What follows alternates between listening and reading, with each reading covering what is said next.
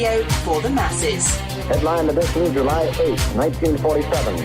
The Army Air Forces has announced that a flying disc has been found and is now in the possession of the Army. If the game is rigged, change the game. Game changer. I occasionally think how quickly our differences worldwide would vanish if we were facing an alien threat from outside this world. This is Fade to Black with your host, Jimmy Church, on the Game Changer Radio Network and KGRA, the Global Radio Alliance. I need your help to get to the year 1985. You're listening to Fade to Black with Jimmy Church on the Game Changer Network.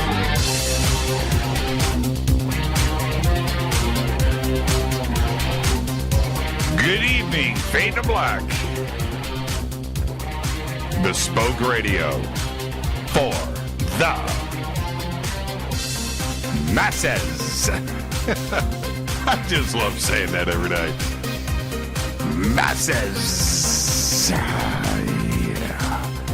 In my best Frank Zappa, today is Tuesday, September 10th, 2019.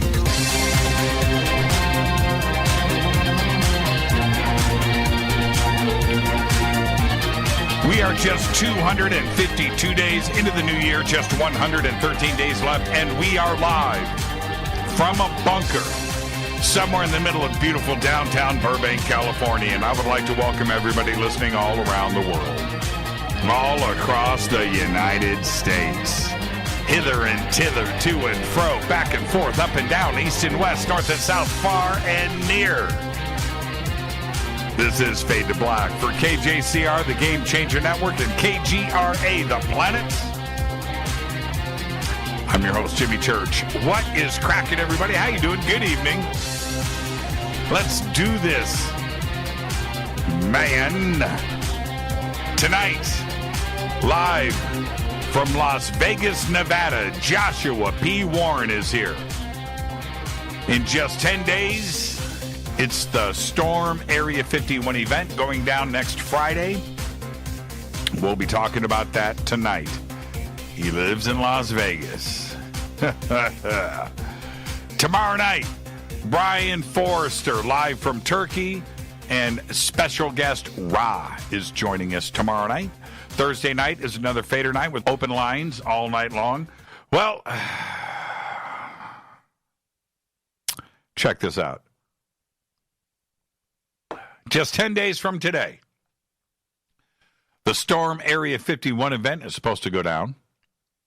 And the last count was over 3 million people clicked and said they were going. Right? Well, as announced last night, the original alien stock to take place in Rachel, Nevada, has been canceled. Maddie, the guy that started the Storm Area 51 event on Facebook, has pulled out. He is now joined up with like a hotel or some event crew back in Las Vegas, and they're going to be throwing a bunch of Area 51 parties throughout Las Vegas. There's a big long list of different bars and things that are doing this, nightclubs, over 21 stuff. That's fine. That's great. You know, in fact, there are no real events taking place. There isn't. There's still a small event in Hiko on the books being held at a souvenir stand off of the highway next to Alamo, the next biggest city, on the way up to Area 51. But it seems that everything has shifted to those parties being held back in Las Vegas, which, to be honest, is very cool, and it's the right thing to do. All right? It is. There is... Well, let me continue. This, for me, has kind of changed my view on the whole thing. And it's not the way that you are thinking right now. It's changed my view in that now I kind of want to go. I do. Now I do. I want to see what actually happens. I want to see who actually shows up and why. But I can't. We have full weekends booked through October. I have no time off. That's it. I don't. I've got coast to coast this weekend. Next weekend, I can't even tell you what's going on next weekend's pretty amazing stuff going on. And then we've got the next 2 weekends after that all booked. We're done. So I can't go. But I want to know who is actually going to show up, because I'm actually kind of torn. On one hand, it would have been cool, and just listen to me for a second. You know I'm speaking the truth. On one hand, it would have been cool to have 100,000 people show up for some kind of disclosure. There's no question about that.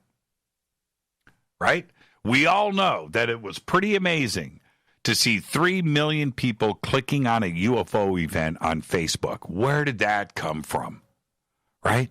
But to have 100,000 people show up, or 1 million, or 50,000 in the middle of the desert takes logistics beyond measure.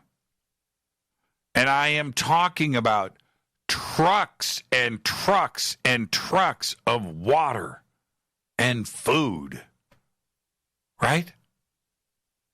Bathrooms, parking, gas, the whole, and so that's what you have to do is you have to pull out and bail. There's that part.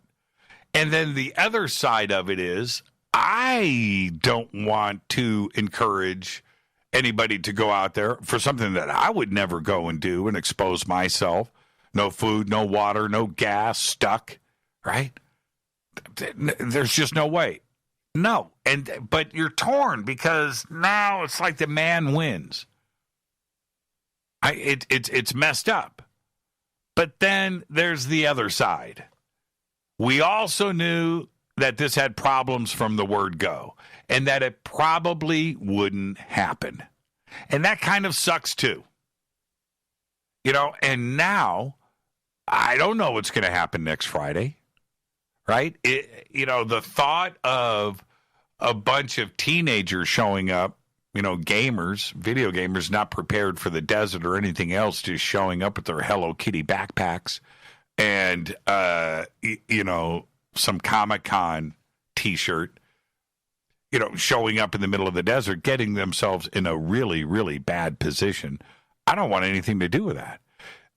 But there's another part about this. How many hardcore seekers of knowledge really want to go out, that want to make the trek to Rachel, make the trek to the black mailbox, get out there and say that they've done it and go and hang out with other like-minded individuals?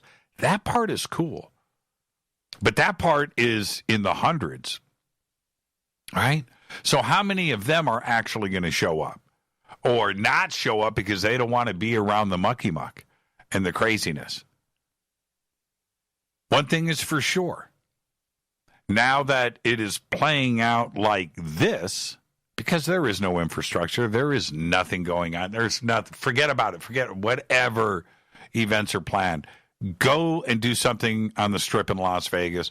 Go to an alien-themed nightclub and go and get a T-shirt and have fun. That, to me, sounds like a good time. I love this country.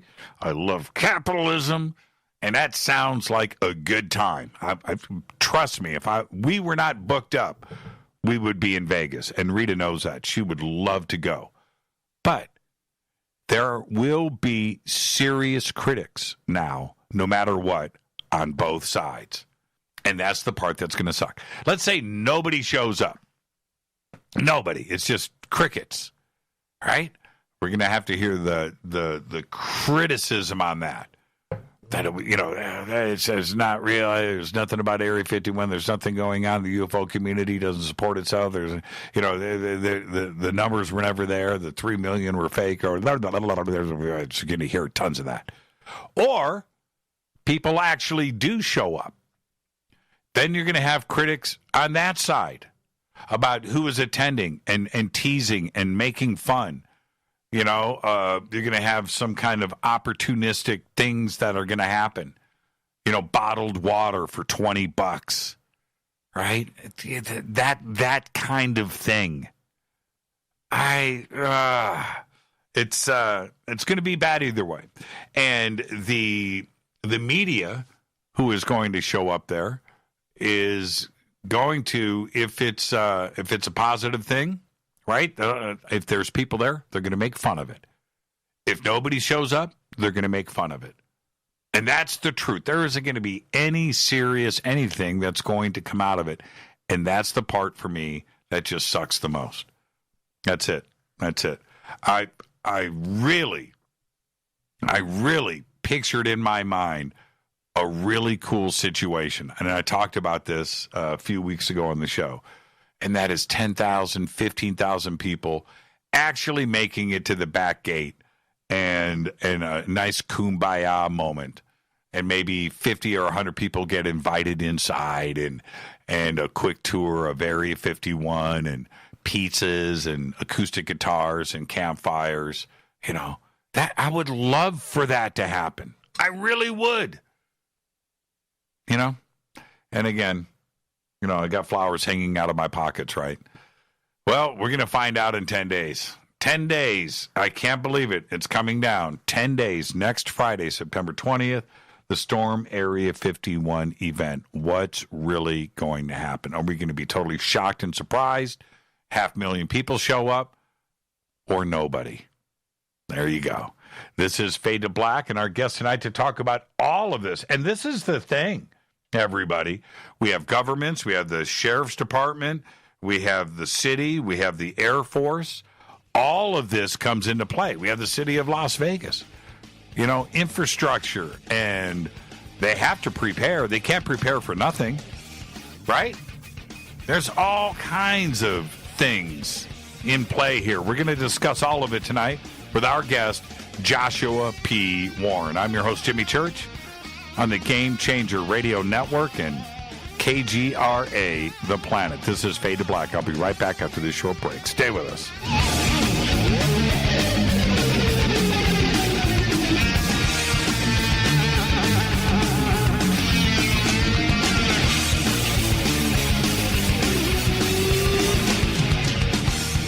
All right, welcome back. Fade to Black. I'm your host, Jimmy Church. Our guest tonight, Joshua P. Warren, live from Las Vegas. Tomorrow night, Brian Forster is going to be here live from Turkey. And a special guest, Rob, will be joining the show for the first time. Thursday night is another Fader night with open lines all night long. This weekend, I'll be over at Coast to Coast AM. So no rest. No rest. But that's how we do it, just like Joshua P. Warren. Tonight, we're going to be talking about all angles of the Storm Area 51 event. Of course, Joshua does live in Las Vegas. He's an investigator. He has been pioneering the amazing relationship between the mind, energy, matter, and strange phenomena for a very long time. Author of 20 best-selling books. He travels the world investigating mysterious phenomena and made the cover of the Science Journal back in 2004. And his website is joshuapwarren.com. I've got to just say a big warm welcome. Welcome back, Joshua. How you doing, man? Hey, I'm doing great. Thank you, Jimmy. We always have the best discussions, and it's an honor to be back on your show. Yeah, I always look forward to having you on. And one of the aspects of it is I appreciate your candor, your honesty, the black and white way that you look at things. And you're always trying to get to the bottom of it, no matter what it is, whether it's from a scientific level or spiritual level. Look into the skies level. That's what you do, and just thank you for that. And we always have great conversations. So let me just say this, man. Let me start off here. I haven't had Las Vegas in the news like this in quite a while. The city itself.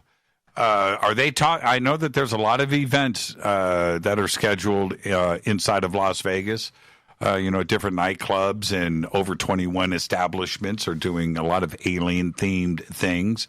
I don't really see that in Las Vegas when I'm there, even though Area 51 is right up the road. Is that the true vibe of Las Vegas right now? Are they talking about Storm Area 51? Oh, yeah. Oh, yeah. As a matter of fact, I sent you a picture. I'm not sure if you have seen it yet. I tweeted it. I put it on my Facebook page. It's a picture of me at the Area 51 command post where I saw a cartoon once. I don't know if it was Bugs Bunny or Mickey Mouse, but the character had, a telephone up to both ears, having like two conversations at the same time, and their papers being handed in, and the red phone is ringing. And I'm telling you, that is pretty much what is my world has been like. It's been a little chaotic, and I want to make it clear right up front. You know this already, but I would like all of the listeners to know that I am not, nor have I ever been affiliated with the Storm Area 51 event. I've never endorsed it. I've never promoted it. But the timing has been really good for me because I am here conducting all this UFO research in Las Vegas. I have a good relationship with the media. So I've been on the TV quite a bit, and I've been in the newspaper. And so people know to contact me just to talk about what's going on here. And I was listening, of course, to the start of your show.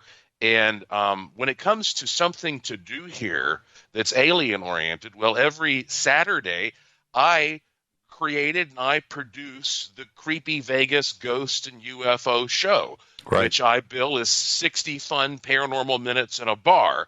And so I'm right there on the front lines, Jimmy, and everybody around here who has anything to say about Area 51 suddenly feels like, okay, it's now trendy for me to talk about this, and I am taking advantage of it because I know it won't last forever.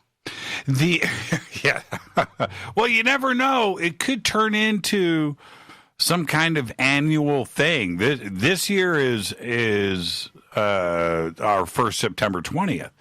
But who knows what may happen next year on September 20th? Maybe with some planning and a little bit of logistics involved, that it could turn into a great disclosure type of weekend. What did you make of when you started to see this bust into the mainstream media, when it crossed like 500,000 people, right? And the mainstream media started to pick up on it.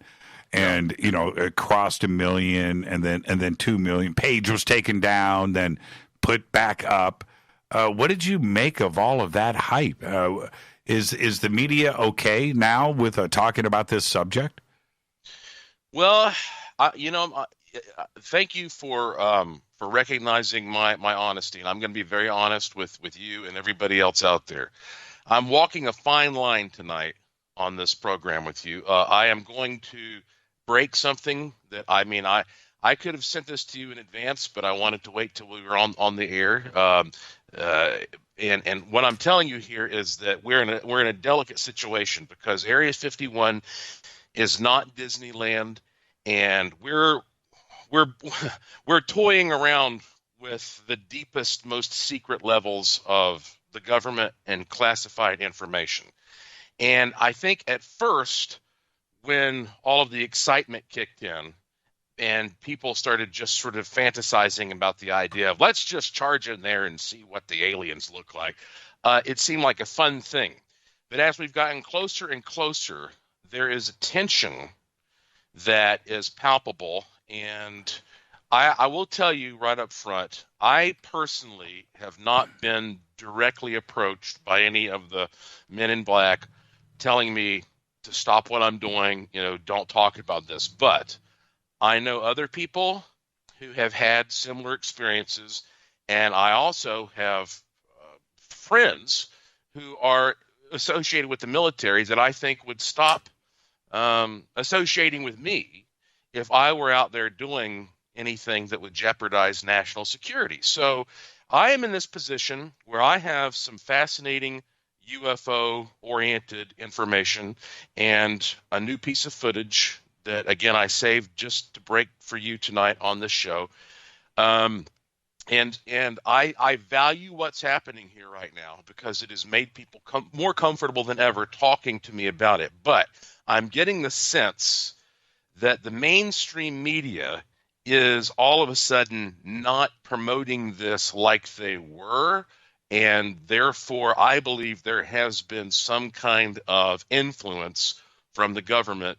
Somebody in some position has said, look, we don't want this to happen. And you see what's happening now, Jimmy. There was never much organization to begin with, but now the whole thing seems to be unraveling and flying apart. Yeah, it's collapsed. And with the announcement, Rachel, Nevada does have an official website. How many people live in Rachel? 50? It may be. Okay, 50. All right. I felt like I was being generous, but they do have an official website, and good for them. And on the official site, it was sent to me yesterday, where it announced that Alien Stock, the event, it has been canceled. That Maddie, the young man that started the Facebook page, the Storm Area 51 event, has picked up stakes, said that nothing was, he took his toys and went home to Las Vegas. And I think it was the right, proper thing to do, actually. I have no problems with an event at Rachel at the Alien. Remember when Bob Lazar did that back in early 90s? And, they had a couple of hundred people show up there, and they had an army tent, I think, and set up, and he gave a present. That's cool. Having 50,000 people show up in Rachel, you got a problem, right? There's a logistical nightmare involved there. So, but by them announcing it yesterday, I believe it was posted yesterday, I backed up, Joshua, and I thought to myself, were they told not to have this event? Mm-hmm. Right? And that's a very easy conclusion to jump to, for a lot of very good reasons too. But were they told, you know what, it's not going to happen? Do you feel that might be the case? Yes, and I love the movie Fat Man, Little Boy, which those names refer to the atomic bombs that were dropped on Hiroshima and Nagasaki, and General Groves in that movie, who was really the military guy in charge of the Manhattan Project, was played by Paul Newman. And so in this film, they're portraying this general trying to control this group of often sort of bohemian thinking scientists. And he's putting all this pressure on Oppenheimer to make them snap into line and stop worrying about the ethical implications of what they're doing and everything. And Oppenheimer says, how am I supposed to do that? You've had me gather the smartest people in the world together here in a very high stress situation in the middle of nowhere. How am I supposed to control these guys? And General Groves says, and I'm paraphrasing here, he says, if you want to control a man, you just cut off his options. That's it. You just little by little, cut off his options. And that, I believe, is a real policy. It's a real protocol. And so basically nobody wants a public relations nightmare. I mean, the last thing that the United States government wants is some news story where American citizens, most of them are probably going to be under the age of 30 years old, getting tear gassed. Right. Because they're trying to get to the alien truth. That's not good PR. And so in this particular case, the easiest thing that they could do would just be to close down the roads. Just put up a roadblock. I mean, that would do it. Just that would end it right there. You put up a road. I mean, there's only one way to get sort of in or out of the whole area, so to speak. And from the south, one from the north. So they could do that, but then that would frustrate people even more. So I think what you do, how do you kill a snake, right? You cut its head off. So they're going to the head of the snake, and there are actually multiple snakes now because, as you said, I love capitalism and you love capitalism, and we understand. There are a lot of different people, and again, we're not going to name any names, but there are a lot of different people who have become involved in figuring out how to do something with this. And I believe that somehow or other, a lot of those people have had an intimidating force come in and say, well, I'm sorry, this is not going to be approved. That's not going to be approved. And then there's probably a carrot somewhere with the stick as well. I don't know what the carrot is, but you're absolutely right. There's no reason people should be going out there to do this. And again, I swear nobody's told me to promote this or preach this. I'd much rather have you come and celebrate your interest at the show that I do. And as a matter of fact, in full disclosure, last Saturday, I took 100% of the money that came into the Creepy Vegas show and donated it to the Nevada SPCA, which is a no-kill animal shelter. And I got on the news here and I said, this is at least one good thing that's come of all this attention. So there are good things happening here, but getting a bunch of misguided people out there in the desert, there's no reason that there's no way of thinking of it as a successful event at this point. Okay, let's, I know you've got a crystal ball. You've got one right there. You're looking at it. Mm-hmm. As you peer into that crystal ball, how many people do you think are going to show up? It's not going to be zero. I mean, how many people are going to show up at the Alien that are going to fly into Vegas? You know, this is the other thing, and I want you to look into your crystal ball and come up with the number there. I don't know how many people from Vegas make that trip up to the black mailbox, right? I mean, I'm talking about that live in Vegas, right?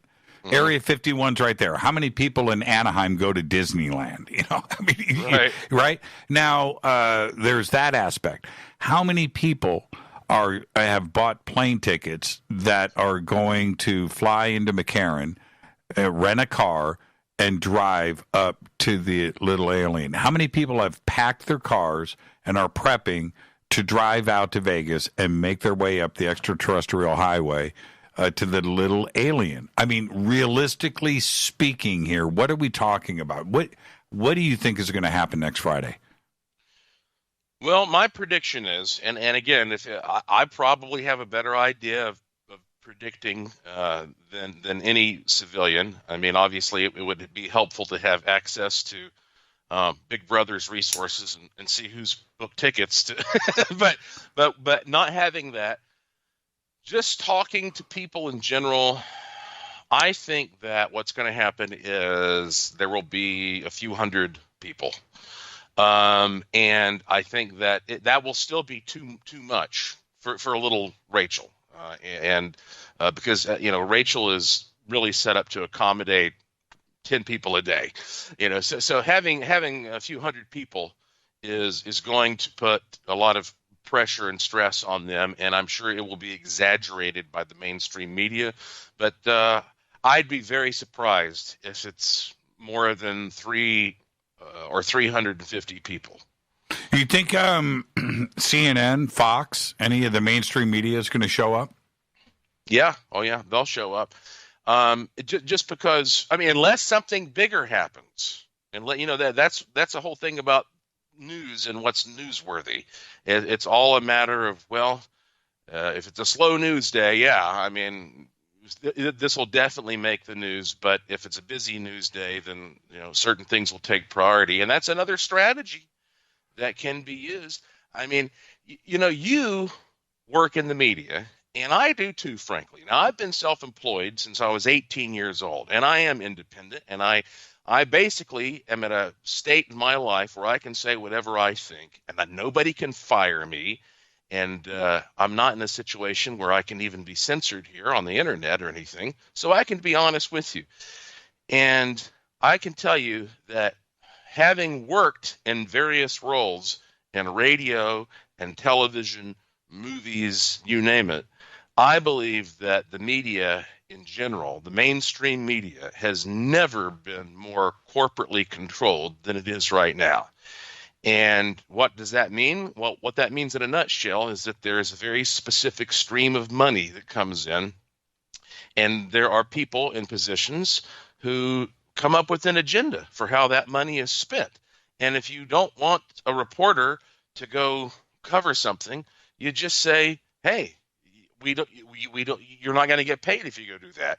And if they do go cover something, you might say, if you want to appease that reporter, oh, yeah, this is great. We'll put it out there. And then they put it on their Facebook page or something, and they don't actually put it into big circulation. They don't air it, etc. So there are many levels at which this can all be changed and shifted, manipulated.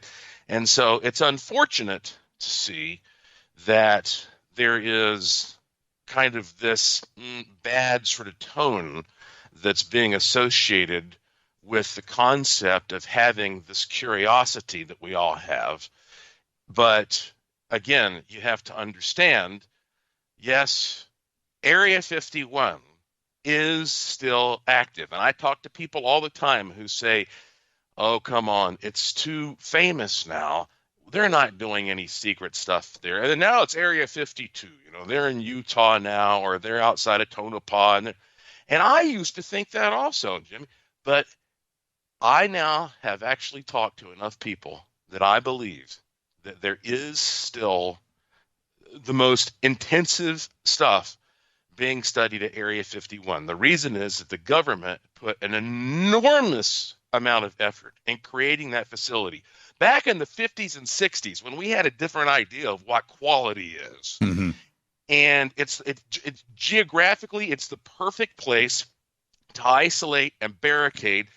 It's such this place, and I've never been to Area 51, but I have talked to enough people. I have enough circumstantial evidence to tell you it is top-notch, 5-star. It's as good as it gets there. Okay, they to start from scratch and try to build a facility that would do what that place is doing somewhere else, especially these days. For one thing, you couldn't keep it secret, and so it is that sensitive. It is that sensitive. They're doing that work there, and it is being protected by any and all means. And a part of that is creating confusion among people who might want to go there and snoop around and poke around.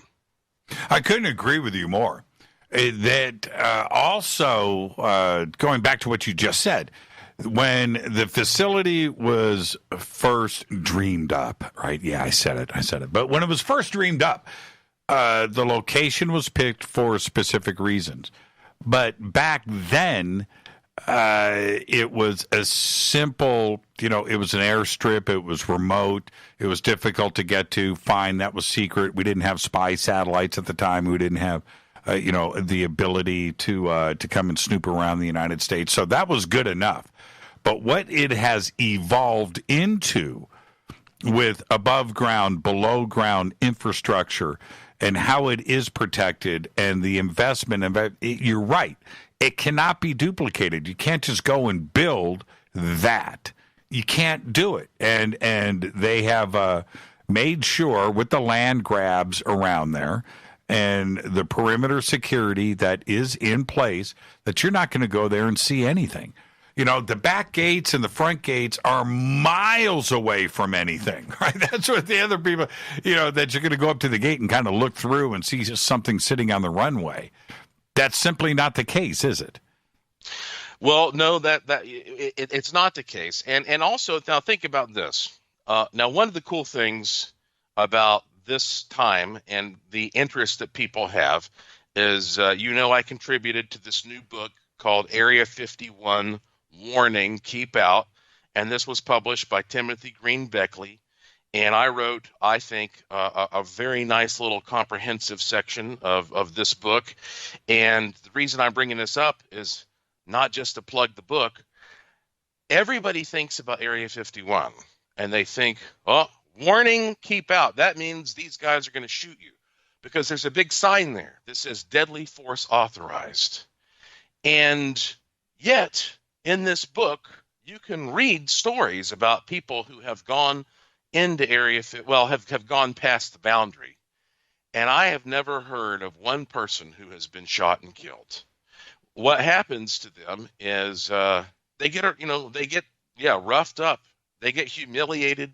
They get their face shoved in the dirt, and then they get dragged off to jail.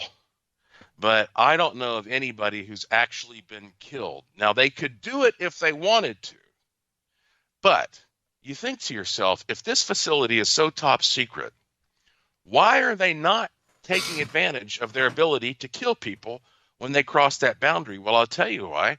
Because when you cross that boundary, you still have another 20 miles that you have to pass through on foot before you even get remotely close to the actual base. And I'm talking 20 miles of huge, steep mountains and canyons and rocks and cactuses and rattlesnakes and scorpions and coyotes and whatever deadfalls they've got put out there, with sensors all over the place, with fences all over the place.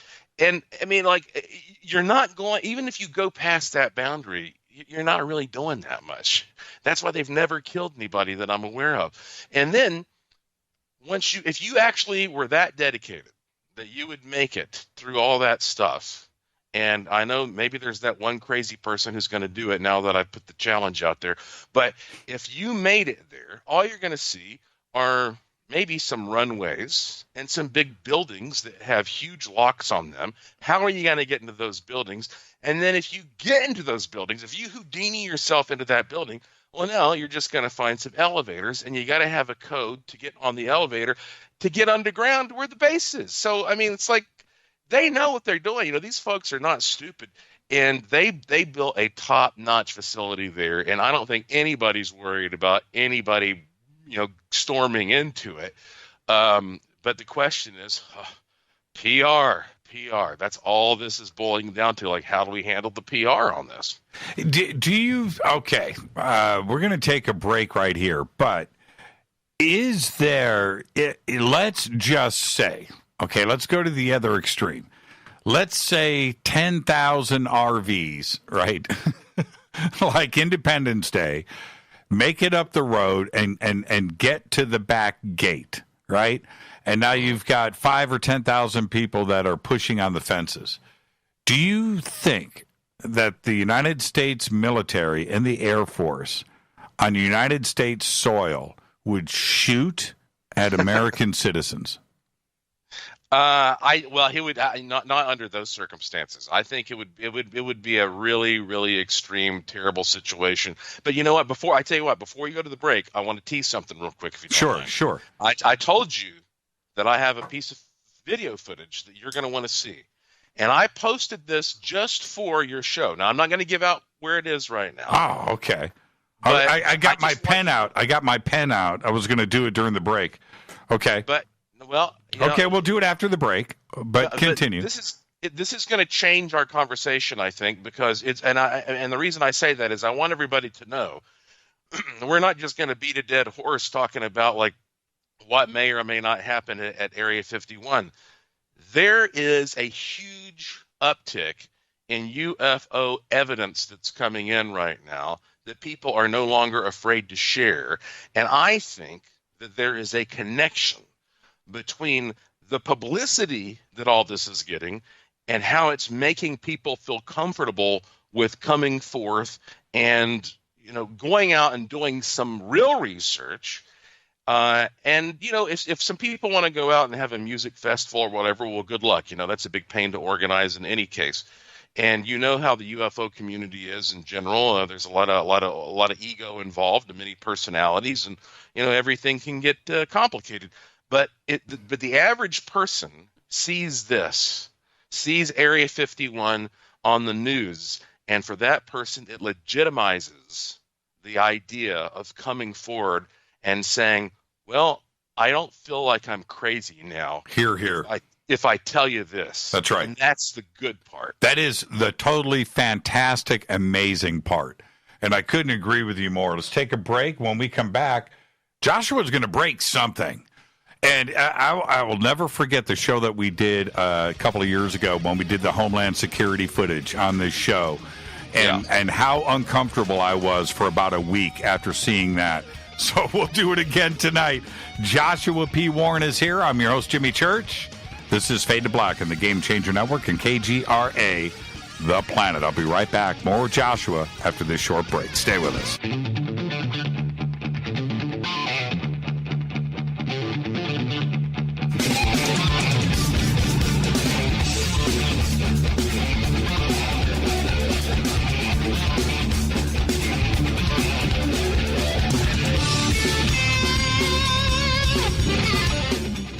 Welcome back. Fade to Black. I'm your host, Jimmy Church. Our guest tonight, Joshua P. Warren. Talking about the Storm Area 51 event that'll be going down, allegedly, next Friday on September 20th. And then, of course, and Joshua does this on every show. Here we go. He's going to break some news and catch me by surprise. And I haven't, we have to do a full-on disclaimer right now, Joshua, which is I have not seen it. I have no clue. And that's official, correct? That is official. That is correct. I have not sent you any email. I have not notified anybody in the world about what I'm about to say. Is it better than the Homeland Security? That's a tough one. It's tough, isn't it? It's kind of like picking my favorite child at this point. Well, you set the bar. You set the bar really high. Yeah. That footage, that is some of the most comprehensive footage I have ever seen, and that includes the stuff that I've witnessed personally. That's like the Patterson Bigfoot film. I mean, it's like that, right? It's the bar is set really high. Okay, what have we got? Well, okay. Well, it's interesting. Do you know, Jimmy, that even though that footage, because I lived in Puerto Rico for 5 years, right? And I was there when that Puerto Rico footage was shot, and I was able to get that thing, put it into a nice little documentary on YouTube for free, put out a press release. And to this day, nobody even really seems to care about it, which is astounding to me. And yet everybody talks about this footage from the Nimitz incident in 2004, right? Right. Not even in the same ballpark. Yeah, and that's interesting footage, but I don't know why that there's been so little attention placed on the Puerto Rico footage. So let me properly set the stage for everyone regarding what you're about to see. Now, again, let's think about that footage from the Nimitz incident. That was 2004. That's the same year that my team and I made the cover of the science journal called Electric Spacecraft. Think about what you were doing in 2004, and maybe you can't come up with anything. That's been a while ago. So there's no telling how much has been filmed since then, right? Right. So, but everybody talks about the Tic Tac UFO, right? Right. Which that's an easy reference point. We all know what a Tic Tac is. It's sort of a white little cigar-shaped object, except in this case it was pretty big, shooting around the Pacific Ocean there. So, bear that in mind, because I have a friend named Steve Barone. And I met him last year. Word gets around when other people are in the UFO field. Steve Barone lives here in Las Vegas, and he's retired. He was in the Navy at one point, as a matter of fact. He's retired. He lives in a really nice house on the side of the Red Rock Canyon area of Las Vegas. And for those who don't really understand the layout of Las Vegas is a valley. And so, a lot of people, especially if you've never been here, you might think, well, Las Vegas is just the strip with all the glitz and the glamour.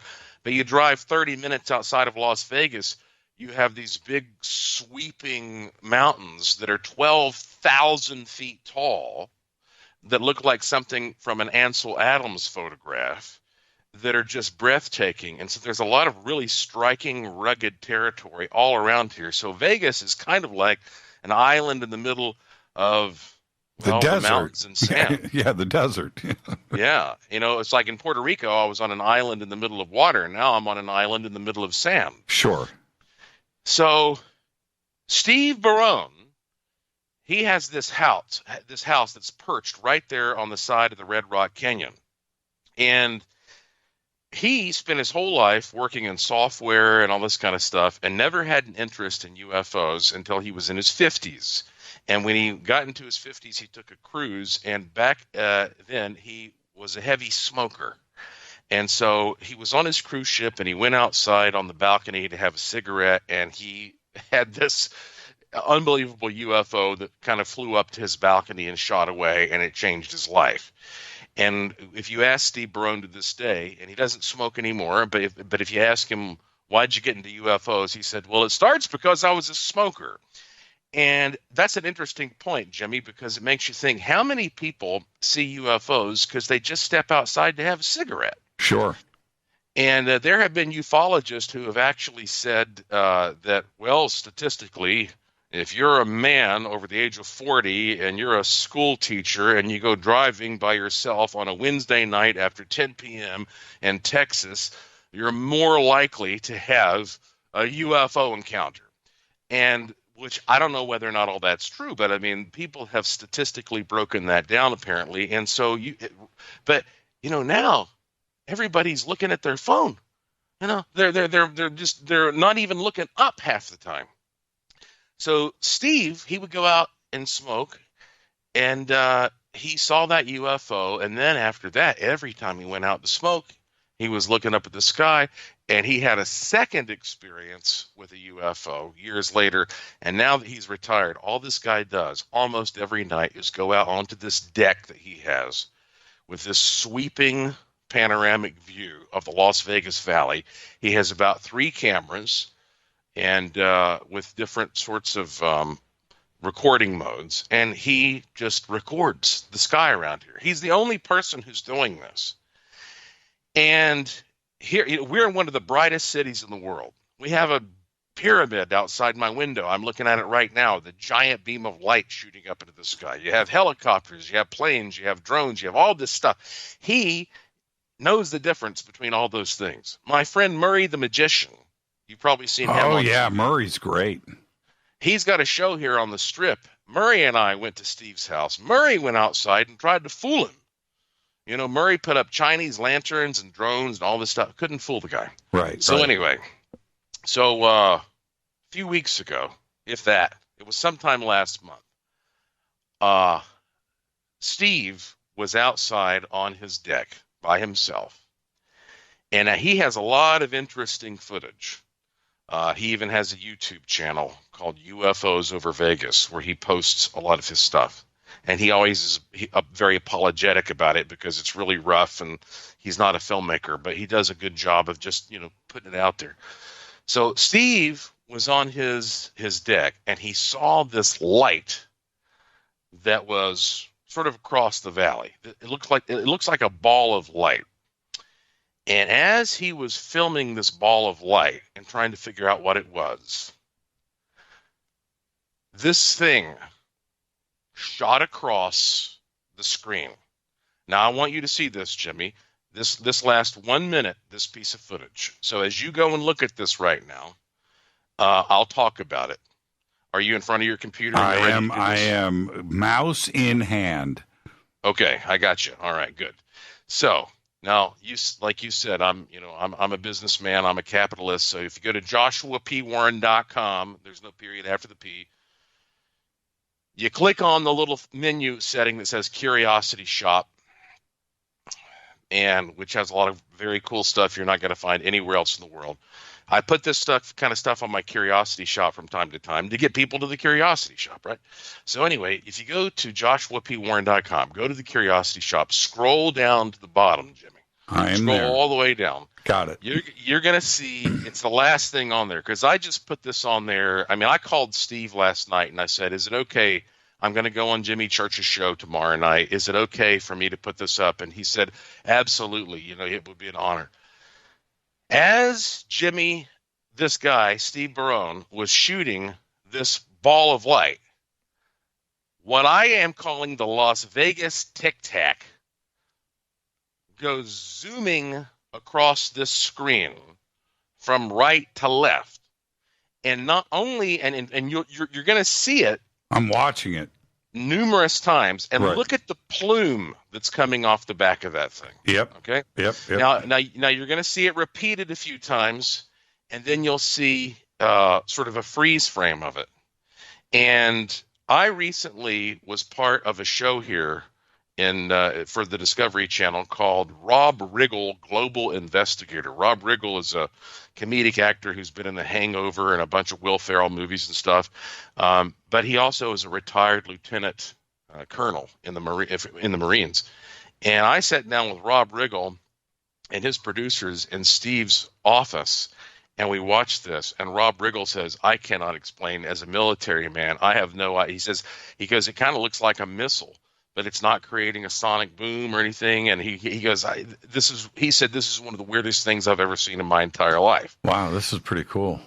So how would you describe what you're looking at? Okay. Let me tell you what I tried to see. I think that's more important. Mm-hmm. I was trying to see an elongated object created from a streak of light. Okay. It is not that. It is clearly not that. It looks like, as you've described it, first off, a Tic Tac. Longer, though. I would say, more cigar-shaped, illuminated from front to back. It doesn't change its shape. It doesn't change the length because of the frame rate. You would see something here that is... you would see it does not change its shape. I am freezing it and freezing it. It is the same in every frame. And the plume is very interesting. That's not an artifact. That is an actual, you can describe it as a plume. It's almost like a light stream from the back of it, plasma or something. It doesn't look like smoke. Yes, it looks. That's exactly right. Yeah, it looks. I am freezing it in every frame, and it is identical. I would say that this object, because this is the thing, you can see the other objects changing in the frame. Okay, the other stars or whatever, the ball that he was filming.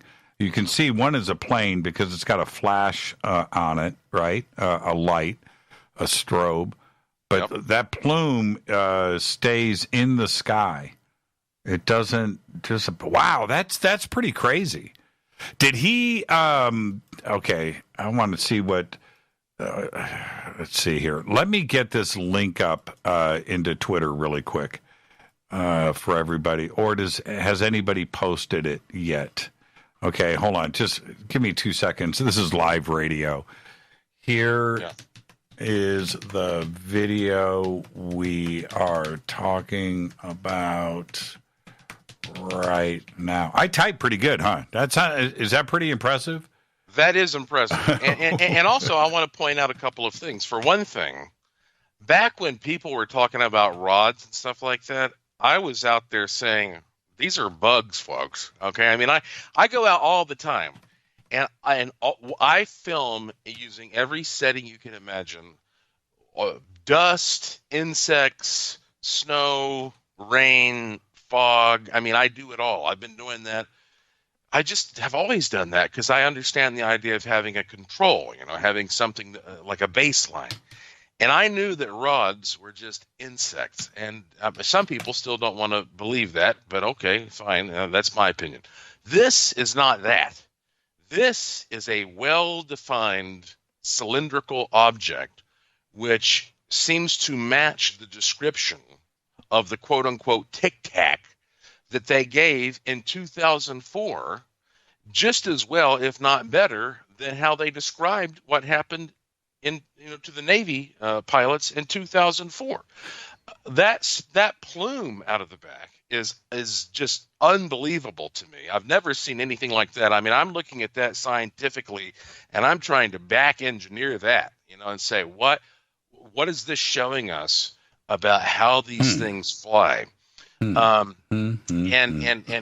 also, like, when you look at this. I want you to understand. I know the man who shot this. And what's his name again, or his first name? His name is Steve Barone, Barone, and he is such a cool guy. He actually has debunked some of his own videos. I mean, he shot something one time that I thought looked pretty amazing, and then he said no, that was just headlights. And I said, what? And he figured out what it was. He has never asked for a single penny. He doesn't make any money off of this. He posts his stuff to YouTube.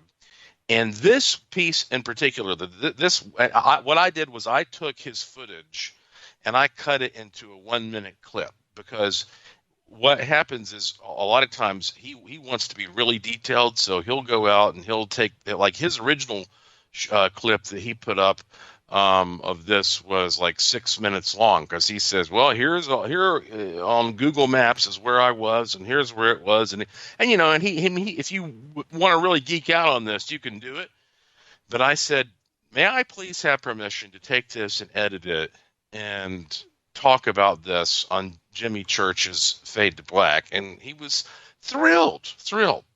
So I have not, and you know what? I have my own podcast called Joshua P. Warren Daily. So I try to do it every day. I did a podcast today. I didn't talk about this because I said, listen, I'm saving this. Wow, this is Jimmy Church. Okay, what did Steve say that he saw? Steve is such an investigator that he doesn't even want to give an opinion. He just says, I don't know what that is. No, I mean with his naked eye, as this was being shot, did he? Oh, yeah. What did he see in the sky? How long did it last? Did it go from horizon to horizon? What did he say? What was his description? He said that what he saw in real time, right, exactly like what you're seeing there. Because again, he wasn't even focusing on that. He was focusing on this ball of light, and I don't know what that ball of light is either. Yeah, the ball of light is pretty cool, right? I'm with you on that. Yeah. There is what appears to be an airplane in the background, but there is a ball of light here that, you know, and so all he saw was just something streak across, and it wasn't until he watched it again later, he said, what the heck? There is this Tic Tac. He called it a cigar-shaped object, but, you know, cigar-shaped object. We've heard that term over and over. Sure. With this, and it's got very clearly defined edges. It was not. It didn't make a noise. You know, like if this were traveling like a bullet or something, I don't even know if you probably wouldn't even capture it. But there wasn't a sonic boom or anything associated with it. And you see that obvious trail of some kind of a propellant, or, you know, there's something that's very distinctly coming from the right side that is driving this thing forward. And I recently, Jimmy, for the first time in my life, it's one of those things I've been waiting to get around to it. I purchased a high-speed camera that can film up to 1,000 frames per second. Right on. So for people who are not really familiar with photography, sometimes it seems a little bit counterintuitive, but a high-speed camera actually shoots slow motion. So that is to say, if you film something at 1,000 frames per second, it's like taking 1,000 pictures per second. And so when you watch it, it slows it down. It's the opposite. Well, there's no need to give that's too much to get into on the radio. But basically, I am now going all around Las Vegas, and I am using this high-speed camera to see if these things are flying around here all the time, or if there's a particular highway that they're flying on. In Puerto Rico, there were plenty of people, and I was talking about my little short documentary about UFOs, people who would go out there, capture these things that were traveling at a super high rate of speed, and if you're lucky, you might catch it for 1 or 2 frames. The same thing has been happening in Denver. I mean, to me, when I think about the idea that we may have UFOs flying around us all the time, but they're going so fast that we don't even see it. I mean, for example, the Voyager spacecraft that we sent out there is going 10,000 miles per hour. That thing went past you, you wouldn't even see it. It reminds me of germ theory. You know how that for thousands of years, the idea of germs was considered ridiculous. Oh, you're telling me there's millions of little animals all over me and I don't see them? Yeah, sure. Yeah, you're right. Well, what if there are tons of these things that are flying around us in the sky all the time, but we just haven't, A, been looking up enough. The ancient people did, because they didn't have TV and cell phones. The ancient people looked up, and we also have not been taking cameras that are high speed and just putting them up there, pointing them at the sky, because why would you do that? People usually have a motive for a camera. I'm going to point this camera here for a security purpose or whatever. Who's out there just putting a high-speed camera up into the sky just to see what happens? Well, I'm doing it, and isn't it an interesting idea, Jimmy, that maybe you and I say, wow, this is fascinating to think that there may be tons of these things flying around us all the time, but we just aren't aware of it now, but boy, we will be soon. What the hell is this? I have now watched this 30, 40 times. Yeah. I have no clue as to what I'm looking at. And for everybody out there, I've put up the links. I went back. We got to hit a break here, but I went back and was looking at the comments here. I would say that, this is crazy, right? That's one of the comments. They're posting some stills from it now. Let's see. Gotta admit, it's a rather interesting video. Let's see here. Let's see. I watched this and I cannot debunk it. It is very interesting. This is crazy. I want everybody's comments. I've got the links up there. Jimmy, it does look like a plasma tail. Can you both speculate what plasma does? Healing, clearing, etc. The whole object may be plasma. It looks like it's internally lit. And you know what? There's another aspect to this that needs to be addressed, which is if it's insect, it's not a bird. If it's insect, then we would see some type of change in the body as wings are doing something. This is a very, very, very consistent shape. So I don't think it's anything close to the camera. It looks far away. Wow.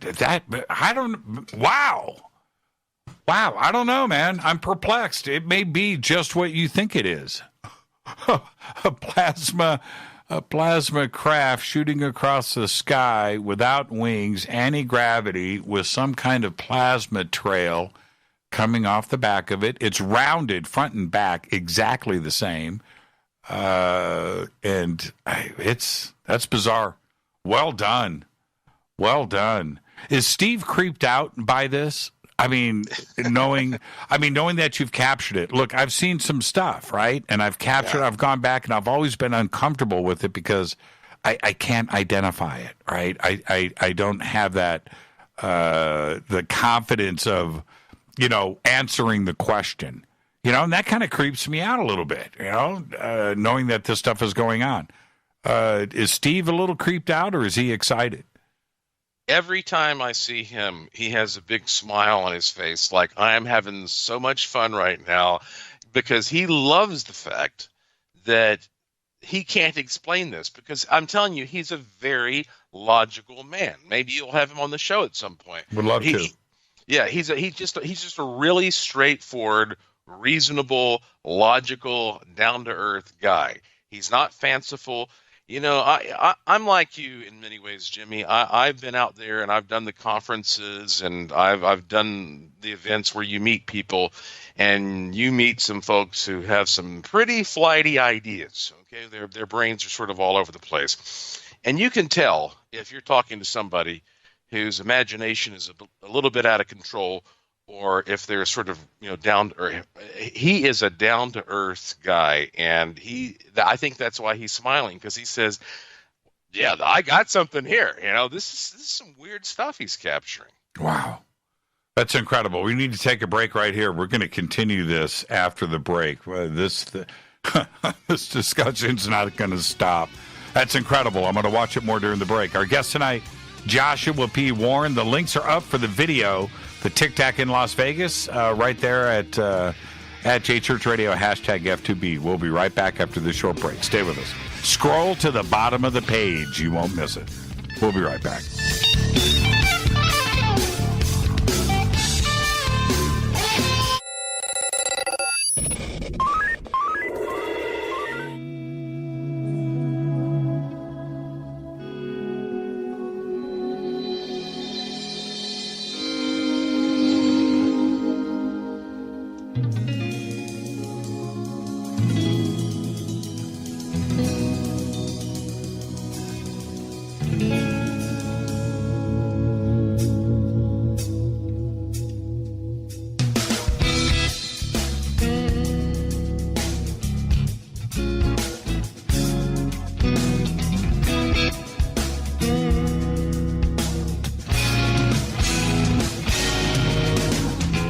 Welcome back, Fade to Black. I am your host, Jimmy Church. Joshua P. Warren just broke the news of this new video that was shot over Las Vegas, and it was shot on August 10th, 2019 by a friend of his, Steve Barone.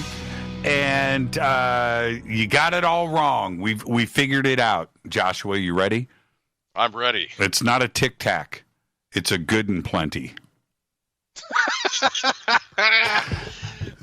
You know what? Okay. Now I'm looking up Good and Plenty. Yeah, it's a Good and Plenty. It's a Good and Plenty. And yeah, get off the Tic Tac bandwagon. We've got to push the envelope here. And I'm going Good and Plenty. But wow, what an incredible! It's a good. Yeah, I'm with you. But it's still white, so no, yeah, there's those white Good and Plenties were pretty good. In fact, those are my favorite ones. I didn't dig the pink ones. That I'm going to go on the record and say that this is one of the more incredible pieces of footage I've seen. The shape is consistent. A couple of technical questions. Was this a camera that was set up? How was this shot? Was it on a tripod? Is there before and after footage, or is this all we've got right here? Oh, there is a bunch of before and after footage, yeah. And what I did was, knowing that we have a short attention span, I actually gave him, I asked him if he would give me permission to just sort of take what I thought was the most interesting part of this and edit it into something that's no more than a minute. So, but on his deck, he has all these cameras that are set up on tripods, and he has various versions of night vision and not necessarily, you know how third generation is green, you know. He has stuff that I think he calls night vision, but actually it's just got really high sensitivity to light. But, you know, he's got at least 3 cameras running all the time. So this may even be captured from another point of view. That would be interesting to see if there's any kind of a triangulation that could take place. And I don't know how technical you want to get here, but what I've done is just presented this to you for convenience. If you really want to get into this, if you want to get into this for your listeners who really want to get into this, here's what you do. You go to youtube.com and you go to his channel, which is UFOs Over Vegas. And this particular one, like the full version, is Cigar Style UFO Speeds Past Orb. That's what it's called. Cigar Style UFO Speeds Past Orb. And it's got, it's got a lot of stuff that I would consider extraneous. And so if you really want to analyze it, though, I would start there. Okay, I'm looking for his YouTube channel. I can't find it. Dang it. Just type in UFOs Over Vegas. I did. YouTube channel. It's not coming up. Okay. Really? Yeah. Let's see here. Boy. UFO. Is the government shutting us down now? Okay. All right. Somebody in Twitter, find that YouTube channel for me and pop it up in Twitter so I can go and do this. how many subscribers? I mean, I could take this thing into the next century as far as with people looking at it. And if there's more video out there, I would like permission to do that and take it over to our 6.4 thousand subscribers. Yeah, well, I got 100,000 on mine. Really? Yeah. Wow. Oh, what? What? Are you surprised? We need to talk a little bit about some arrangements here. Yeah, I have 100,000, and even in YouTube numbers, I'm embarrassed by saying that. It's so small in the UFO in the YouTube community. But I have 100,000 sitting over there. But we have 50,000 here, we have 50,000 there, whatever different social media places, plus Twitter too. And so there's a way to get this out. I think it needs to be seen. And maybe we can put together another video and get it out there and link everybody up and launch this thing, because I can get it out there into the media. I think this needs to be seen. This is pretty good. This is pretty dang tasty. Well, I tell you what, one of the things that I really do admire about you and your show is that you are excellent at what I consider theater of the mind. And what that means is if somebody's sitting around and all they're doing is listening to our conversation, you are helping them see it. You know what I mean? You're helping them visualize it. I By agree. the way, Yeah. I'm hearing some audio in the background all of a sudden. Do you know what's going on here? Hold on. It may be. Hang on. Yeah, you may be on another computer. Okay, so hold on. Just keep talking. It's no big deal. Oh, okay. It's not the man listening in. So there once was a man from Nantucket. Yes. And so anyway, but I think that's important these days because. It's always been important, but especially now because the idea is that you create a vision, and now, of course, you can go to the internet and you can actually see on the internet the footage. Now, think about it: the old days of traditional radio, you didn't have the ability to say, "Well, you can go here now and look at this or that or the other." And then when it comes to TV shows, you didn't have the ability to say, well, we can get into long-form discussions about things, right? But you have perfectly nailed the ability to do those two. So, well, it's one of the things that I've got music in the background right now. Yeah, that's Rita sending me links. Rita, I can't. These links are popping up live. Okay, so. That's what it is, Joshua. Rita, quit posting the links, please. Okay, thank you. Did it stop, Joshua? No, it's very soothing. It's like some nice synthesizer music in the background, but hold on for a second. Okay. Okay, no, that's not coming up on this channel, and I'm not hearing it on yours. So you know what? It's on your end. Really? Yeah. Yeah. Okay. Yeah. I just brought up another channel over here. Okay. All right. I closed all my windows then. Well, I'm sorry. It's okay. hate to get into technical problems on the air, but when you're looking at all this stuff on the internet as you're having a discussion, it's kind of weird how you have to sift and sort through these different types of streams. But anyway. Okay. Yeah. Well, see, but back to your point. Yeah. When I go back. Throughout my life, I've always been a fan of talk radio. I love music, but listening, and I'm talking way before Art Bell, and going back to the 80s here in Los Angeles with the original Open Minds radio with Dave Jenkins, which was just an incredible show on Saturday nights here on KABC radio. And that was in the early and mid 80s. And then going back to Indianapolis, they had a couple of really cool conspiracy shows at night. But I was able to get sucked in the theater of the mind, right? And I would just in my bed at night and listen and thought to myself, Joshua, I'm not kidding about this. If I ever get a chance, I want to be able to do this with an audience. If there's a way to do that, and that I've never let go of those values, because I love those days. Man, back Art Bell in 1993, that was a game changer, man. That was a game changer. Yeah. 93, 94, 95.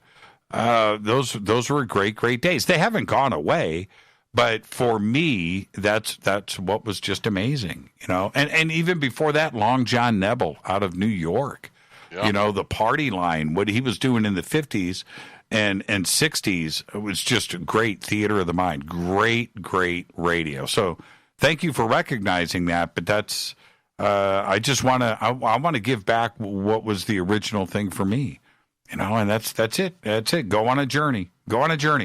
And go from beginning to end. So you're saying that with this, there's 6 minutes. I've got the links now sent to me, so I'll be able to go and check these out. But let's do something. Let's get this out there. And do you want to go Tic Tac, or are we going good and plenty? That's what I want to know. Talk to Steve to see if Steve wants to go good and plenty. Oh, he doesn't mind. He's calling out a cigar. But that's the thing. The Tic Tac thing, I guess, is just already catching on because of the Nimitz incident. But getting back to brass tacks here. I mean, what is this thing? I mean, you were asking me before the break, what is this thing? Well, when I look at this, and I'm replaying it right now, and I've watched it, you can imagine I've watched this, hundreds of times, if not 1,000. Sure. It is what I believe Senator Reid was talking about when he referred to exotic technology. And in his particular letter, he was talking about obviously something that was created by another world, because he says more or less, we didn't get it, we discovered it, and we don't want anybody else to have it. So, okay, who does that leave? So it came from somewhere else. But I don't know, when I'm looking at this, if this is actual alien technology or this is something that the government has created. But let's look at that logically. Why would the United States government be flying some piece of exotic technology over Las Vegas? What right? part of Vegas? He's over in the Red Rock Canyon area, which is on the west side of Vegas, I believe, right? Yeah, it's on the west side. Yeah, he's just he's across the valley. Yeah. So was this over those mountains in the Red Rock Canyon, or was he shooting towards Las Vegas? It was toward Las Vegas. Okay, so this went over the city. Huh. Yeah. Wow. Yeah. So why would they do that? I mean, why would, I mean, and how do you even control something like that to make sure it doesn't hit a helicopter or an airplane or something and destroy it? So, it does not make sense to me that the U.S. military would be flying something like this in one of the most populated tourist destinations in the world. Well, if they were, okay, now let's play devil's advocate here a little bit. Mm-hmm. If they were, you have the Nellis test range, you have, of course, Groom Lake and Area 51, which is 100 or so miles away from Las Vegas. If this thing is traveling at those kinds of speeds, we're talking about mere seconds, if they're testing it, right, out of Area 51. Mm-hmm. So it would fly great distances in a very short amount of time. They couldn't test fly it directly over Area 51 because it would have to make U-turns every couple of seconds. You see what I'm saying? So it would fly out over Vegas and probably to the Pacific Ocean and back in a couple of minutes at these speeds. So I could see it flying over Vegas if it's terrestrial, if it's our technology or whatever, backwards engineered technology, flying out of Area 51 and being tested, going over Las Vegas. It's only a few seconds away in that test flight. So now, is it ET? Oh, it could very well be something from off planet. This is crazy. This is crazy. It's definitely, it seems, I keep freeze framing it and looking at it.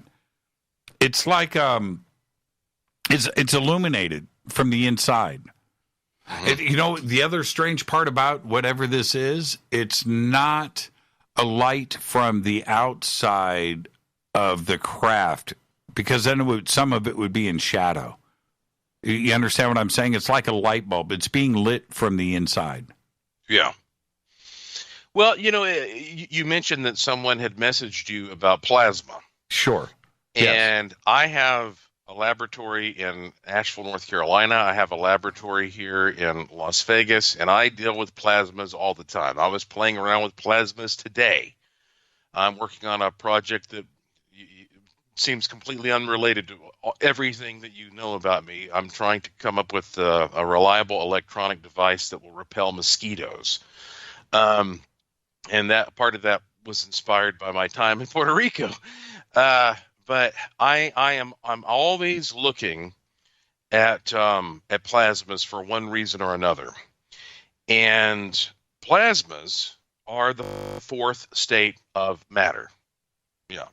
And so what that means is if you have an ice cube, well, that is a solid, meaning that the molecules of water in that ice cube are sort of in a fixed position. And then you add little energy to that in one way or another, like heat, and those molecules, they spread apart a little bit more and they become loose. And now it's a liquid. And then you add a little more energy to it, again, maybe in the form of heat, and the molecules spread even further apart, and now we have steam, which is a gas. Those are the three basic states of matter, solid, liquid, and gas. But if you take that steam and you add even more energy to it, well, then something kind of miraculous happens. At that point, you end up with actual atoms that are being pulled out of the molecules, and you end up with this luminous thing, the fourth state of matter, that we call a plasma. Now, a plasma is not as foreign as you might think. A candle flame is a type of plasma. A lightning bolt is a plasma. I've been told that most of the universe is actually a plasma. We just don't see it as much on Earth. The sun is certainly a big ball of plasma. So plasma is sort of the most energetic form of matter that you and I are able to actually perceive. And when I look at this object, it seems to me that at the core of it, there is something solid there. But there may very well be a plasma around it, which is propelling it and controlling it. And that would make perfect sense to me, because, and I'm hoping I'm not, losing anybody here with getting too technical, but basically, plasmas are so unstable that they're actually easy to control, because you can very, very quickly change them, you see. So if you surround an object with a plasma, and the plasma is controlling that object's momentum and position and everything, well, then you can make that thing go at unimaginable speeds, and make it avoid hitting a mountain or an airplane or a helicopter or whatever. Now, the big question that we've always had is, okay, well, technically you can do this, but how do you withstand the G-forces inside if you have a little green man in there who's piloting the thing? Probably, Jimmy, these things are not piloted by a little green man. That's why my documentary about the object in Puerto Rico I called OUFOs, or organic UFOs, right? But maybe it will be more appropriately called AI UFOs.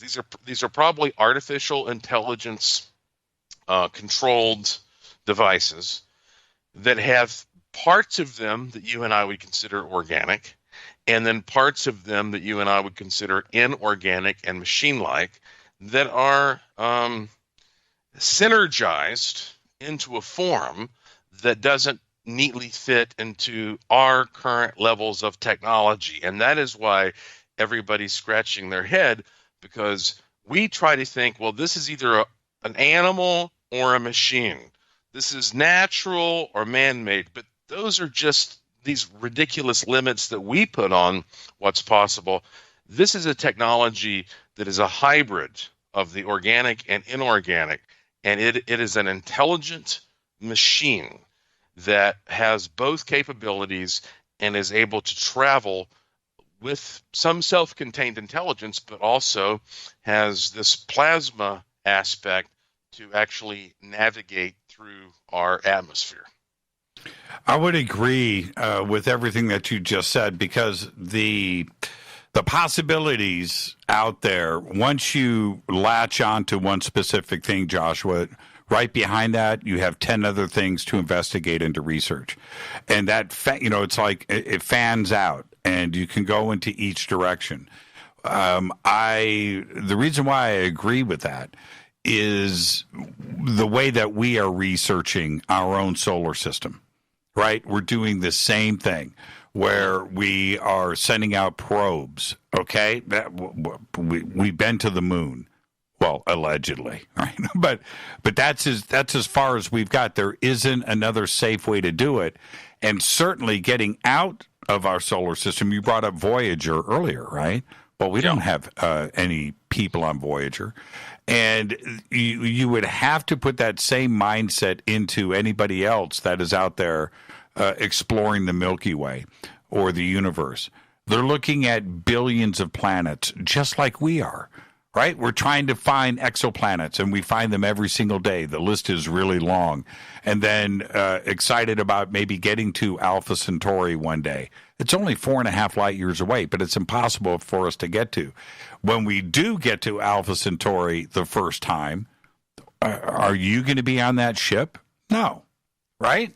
It's going to be the opposite, and or we're going to have some type of android on that ship, maybe something biological, mechanical combination of things, but it would be impossible to, at this point, have a human on that ship. And that's the way that they are investigating this planet. And it's not just one ET species.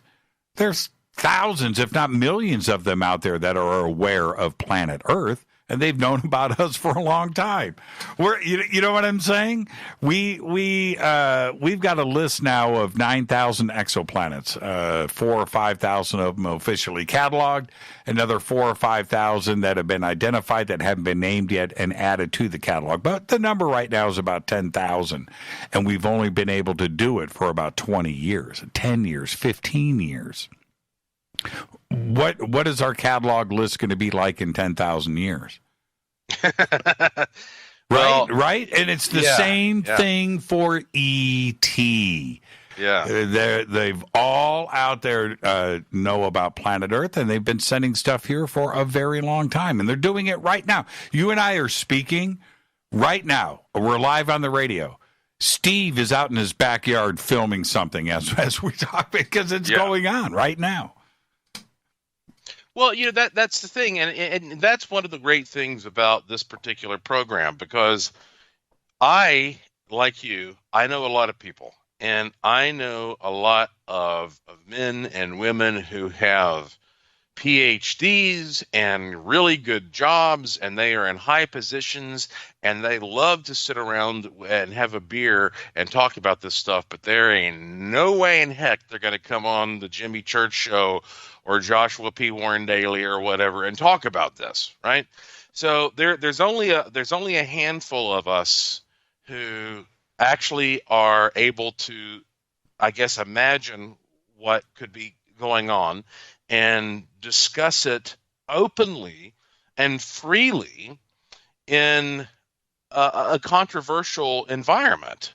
And so that is why I think to myself sometimes, I don't know exactly what the meaning of life is. I mean, I can give you opinions on that all day long, and I'm sure you can give me opinions. But I am just really curious. and I'm not afraid to talk about these things, and you're the same type of person, and it's great that everybody listens to Fade to Black, because you can hear these intelligent conversations, and I get interviewed by a lot of people all the time. You know that. Mm-hmm. And I never have conversations that are this directly sort of, fundamentally connected to what may be happening as the ones that you and I have. So you're doing a great service, my friend. Yeah, thank you so much for that. And stay right there, Joshua. Let's pay the bills, and we'll do that for a couple of minutes.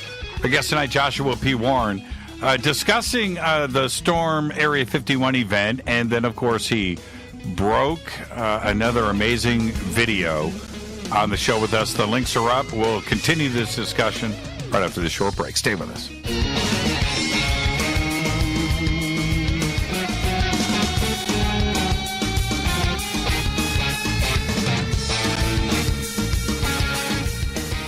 All right, welcome back. Fade to Black. Our guest tonight, Joshua P. Warren. What a great show tonight. Man, I knew Joshua was going to do this to me once again. And I'm trying to maintain objectivity here. I'm trying not to lose my mind, but that is a really great video. I went down, Joshua, to Rita's studio down the hall, and she reminded me that back in Joshua Tree at Contact in the Desert many, many years ago, when I was broadcasting inside, that outside, her and a group of friends had seen an object just like this in the sky zipping around. I have not, and I remember them telling me about it now. She just reminded me. I know Karen was there, Nancy was there. I'm sure they'll start talking about it here on Twitter now that I brought it up. But I have not seen a cigar-shaped craft. I've seen everything else. All right, I've seen everything else. I've heard descriptions over the years. I've seen videos. I've seen photographs. I've seen that. But I myself personally, I have not seen one yet, and I can't wait for that day. This is a pretty incredible video, and I did go to the YouTube channel and watch the full thing. And he is definitely following this orb going across the sky. That's the object of the video that he was shooting, and then boop, here it comes. And it just zips right across. It's pretty incredible. There's a lot of things that are very difficult to explain in this shot. Does he have any idea? I would like to get Steve on the show. I'm sure we will now at this point. Does he have any idea of altitude and size? Or was everything just revealed to him in the video, and he wasn't standing, next to the camera? That's the thing about Steve. Anybody who's doing this kind of research, who is truly objective, cannot honestly estimate any of those variables, because something looks big when it's close to you. Even if it's small, and then something something small looks big to you when it's close to you, and then vice versa, right? So, I mean, like, there's too much subjectivity here involved in trying to figure out. Now, he does use landmarks and trees, and so I'm not sure about, all the particular ideas that he has, but it really boils down to perspective. So that's why when you're analyzing photographs and you say, okay, I have a mosquito and it's close to the camera, so it looks like a giant, Godzilla monster or whatever, or I can have something that's huge that's far away and it looks like a little tiny mosquito. But if you don't have the information from a second or third, or wouldn't it be wonderful to have a fourth point of view, you just don't have a way of looking at all those different variables and figuring out by comparing what the size of the thing is or how high it is or whatever. And people, they throw out guesses all the time. But, in this particular case, though, I mean, what you have to really think about most of all is that, let's go back to the cigar-shaped object idea. Now, I'm sure you met Jim Mars, right? Sure, many, many, many times. Yeah. So Jim was a really good friend of mine, and the kind of guy, like, he slept on my couch and I slept on his couch. I mean, we were that level of friend. And so, you know, he passed away a few years ago, and that was a very, very sad loss for all of us. But the last time I saw Jim, was at his house, which is outside of Dallas, Texas. And we took a trip over to Aurora, Texas, which is barely even a town. You know, it's one of those things kind of like Rachel, Nevada. And there's a cemetery where they have a grave, and supposedly there is an alien in this grave, and the alien crashed in, I think it was like 1897 or something like that. That's right. Yeah, in a cigar-shaped craft. And I mean, I was there with Jim at the site where all this, I mean, we drove all around, and he's like, well, supposedly it hit here and that happened there, and they say this little guy's down here, and and then he took me to his personal library and study, which was very nice. And he started pulling out files and showing me, he actually gave me copies of some of the files about this incident, which I have in my, I have some of them on display at my museum, the Asheville Mystery Museum in Asheville, North Carolina, if you go to hauntedasheville.com. So anyway, the reason I'm bringing this up is a lot of people say, well, humans always interpret things according to what they understand and what they're aware of. And that, well, certainly that's fundamentally true. You know, it goes back, Jim also said, you know, you see a little green man run through the room. One person says there's a leprechaun. Another person says there's a demon. One guy says there's an alien, right? So you can understand why people would interpret certain shapes a certain way based upon a technology that may come to mind. But in 1897, there was nothing like a cigar-shaped thing flying around at all. I mean, the best you might be able to come up with was a balloon, right? And yet those people in Texas, they said they had this cigar-shaped thing. And this is a trend. And now you think of it, it's a bit misleading, Jimmy, because when you use that word cigar, it makes you think, well, this is like a cylinder, basically. You know, this is basically like a cigar tube. But no, that's just how it looks from your point of view.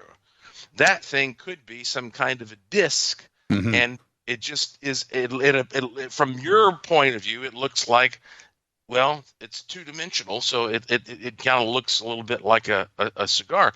That's why it'd be nice to have 2 or 3 different points of view, and you might see, oh, this thing is rounded.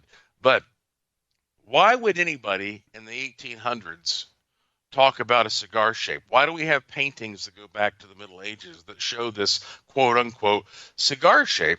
Well, it's a very, very efficient shape.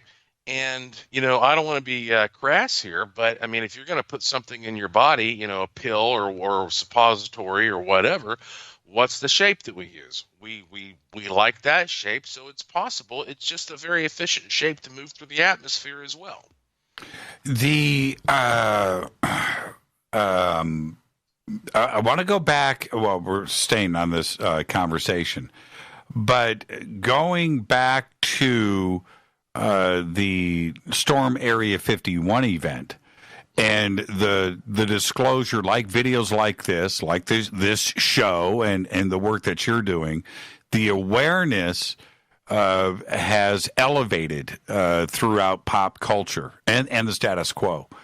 And the fact that 3 million people responded to an Area 51 meme page like they did says to me that there are a lot of people that know about Area 51 and the UFO phenomena that are not part of this community, right? And videos like this and what is going on right now in society Are you surprised about that? Where it was such a taboo subject not that long ago, Joshua, and you've gone through every side of the UFO community over the years. You know what I'm talking about here. Are you surprised about the level of awareness that is going on today?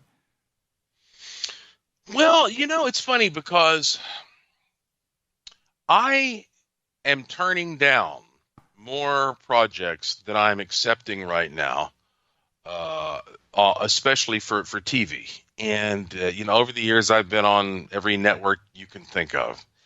And I sit down and I have these discussions. I am in New York or LA or Washington, D.C. or whatever.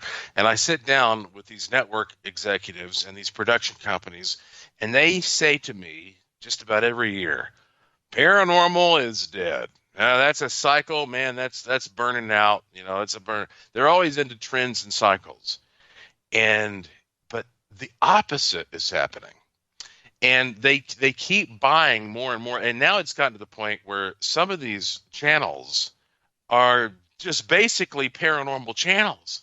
I don't want to name any names here, but I think you know what I'm talking about. I do. Some of these channels, and you're like, they call it this, but it's just nothing but paranormal stuff. Like 90% of this is paranormal stuff.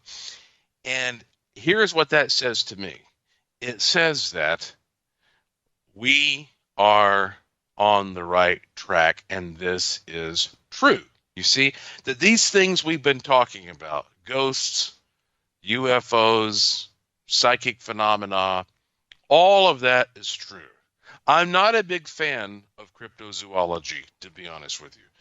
That's a whole different conversation for another time. But when it comes to UFOs, aliens, ghosts, psychic phenomena, all that stuff is real.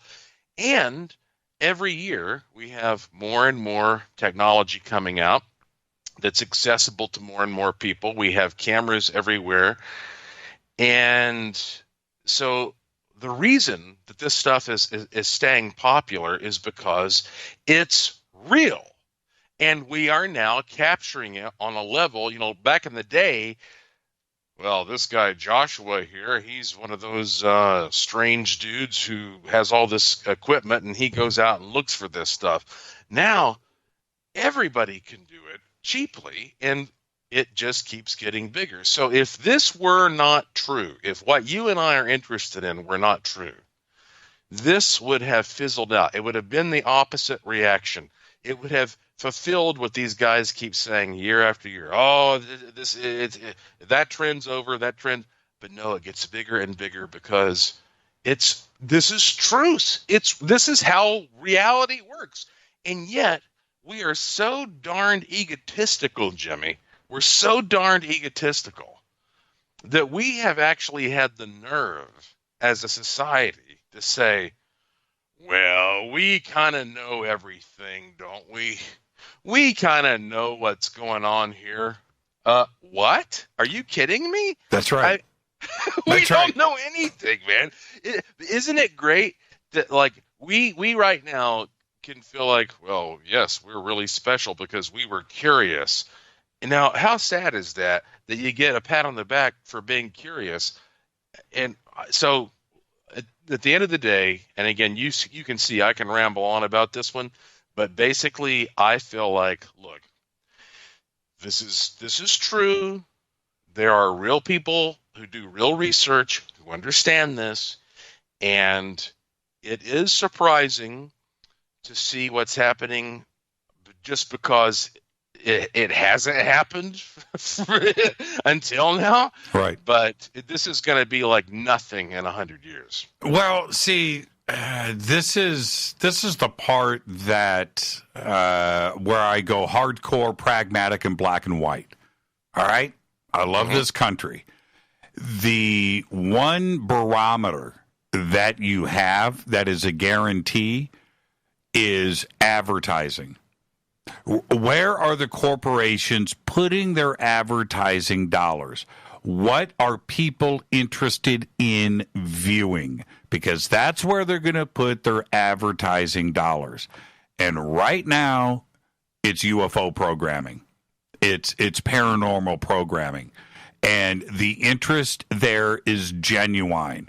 So when those dudes and dudettes sitting in a boardroom with their advertising partners, and they're discussing where they're going to, spend their money and the marketing dollars and get the best return on investment, that's the gauge, Joshua. That's the gauge. So if we have channels and networks out there dedicated to UFO and paranormal programming 24 hours a day, 7 days a week, with advertisers spending their money where they could spend it anywhere, right? Mm-hmm. That for me is the gauge. That's where I can go to somebody else and go, they're confident in this. They know that the viewership are there. They know that the numbers are there in a broad stream of demographics, and that is my barometer. And that's where I can sit back and go, look, okay, there's some success here. We've made some headway. And it has been very tough in years gone past. If you think about it, once a year, Larry King would do a show on CNN. He would do his UFO special, right? Have Shirley MacLaine on and Stanton Friedman and James Fox, and they would go at it, right? Or, UFOs Live. There would be some show that was on. It's not that kind of party anymore. There is 24-hour-a-day dedicated network programming to UFOs and the paranormal and the supernatural. It is what society is asking questions about. Therefore, right? And that's where I sit back, like you said, and feel a little vindication. I feel pretty good that the almighty advertising dollar is supporting this community. And I'll stand by that statement. Well, I was raised up in the Blue Ridge Mountains of western North Carolina during a period of time when, it was hardcore Billy Graham land. And basically, I remember when I was a teenager, there was a girl that I wanted to take out on a date, and her father wouldn't let me take her out because I had written a ghost story. And he said, "Oh, that's satanic or whatever." Okay. Just because a ghost story, right? It didn't have anything to do with the devil. Man, I bet you stood out. Yeah, and so I've seen that side of life, and over the years I've had people say, "Oh, well, you're a con man. You're just trying to make money because you're telling people that there are ghosts." And we all know that's BS. I've heard all this stuff. And I thought to myself, okay, for one thing, I'm not preaching anything. I'm just saying I'm investigating this stuff. What's the harm in investigating things? But I always thought to myself, Jimmy, if my gut tells me that these people I'm talking to are seeing ghosts and they're telling the truth, if these people I'm talking to are seeing aliens and flying saucers or whatever, and they're telling the truth, even if the people I'm talking to are seeing Bigfoot or whatever, and they're telling, well, eventually all this is going to collapse or it's going to explode, because it's either it can't be true and not true, right? It's got to be one or the other. Yes, I agree. And boy, let me tell you, my friend, I have seen how that I've just put this out there over my lifetime. I've said, think about this. Just look at this. Okay. And right now, everybody is starting to see, holy cow, this is real. And so what we have to do at this point is start supporting the effort that makes people feel comfortable. That's one of the things about this Area 51 event. It's not surprising to me, and probably not surprising to you, that this thing fell apart, because it really never was anything to begin with. Okay, and I don't even know what is. I don't even know what's going on there. For those who didn't listen to the beginning of the show and are just tuning in now, I want to repeat: I'm not involved with the Area 51 event. I've never been involved. I'm not promoting anything. I'm not supporting anything. But what I am doing is taking full advantage of the people who are feeling comfortable now to talk about things that they were never comfortable talking about before.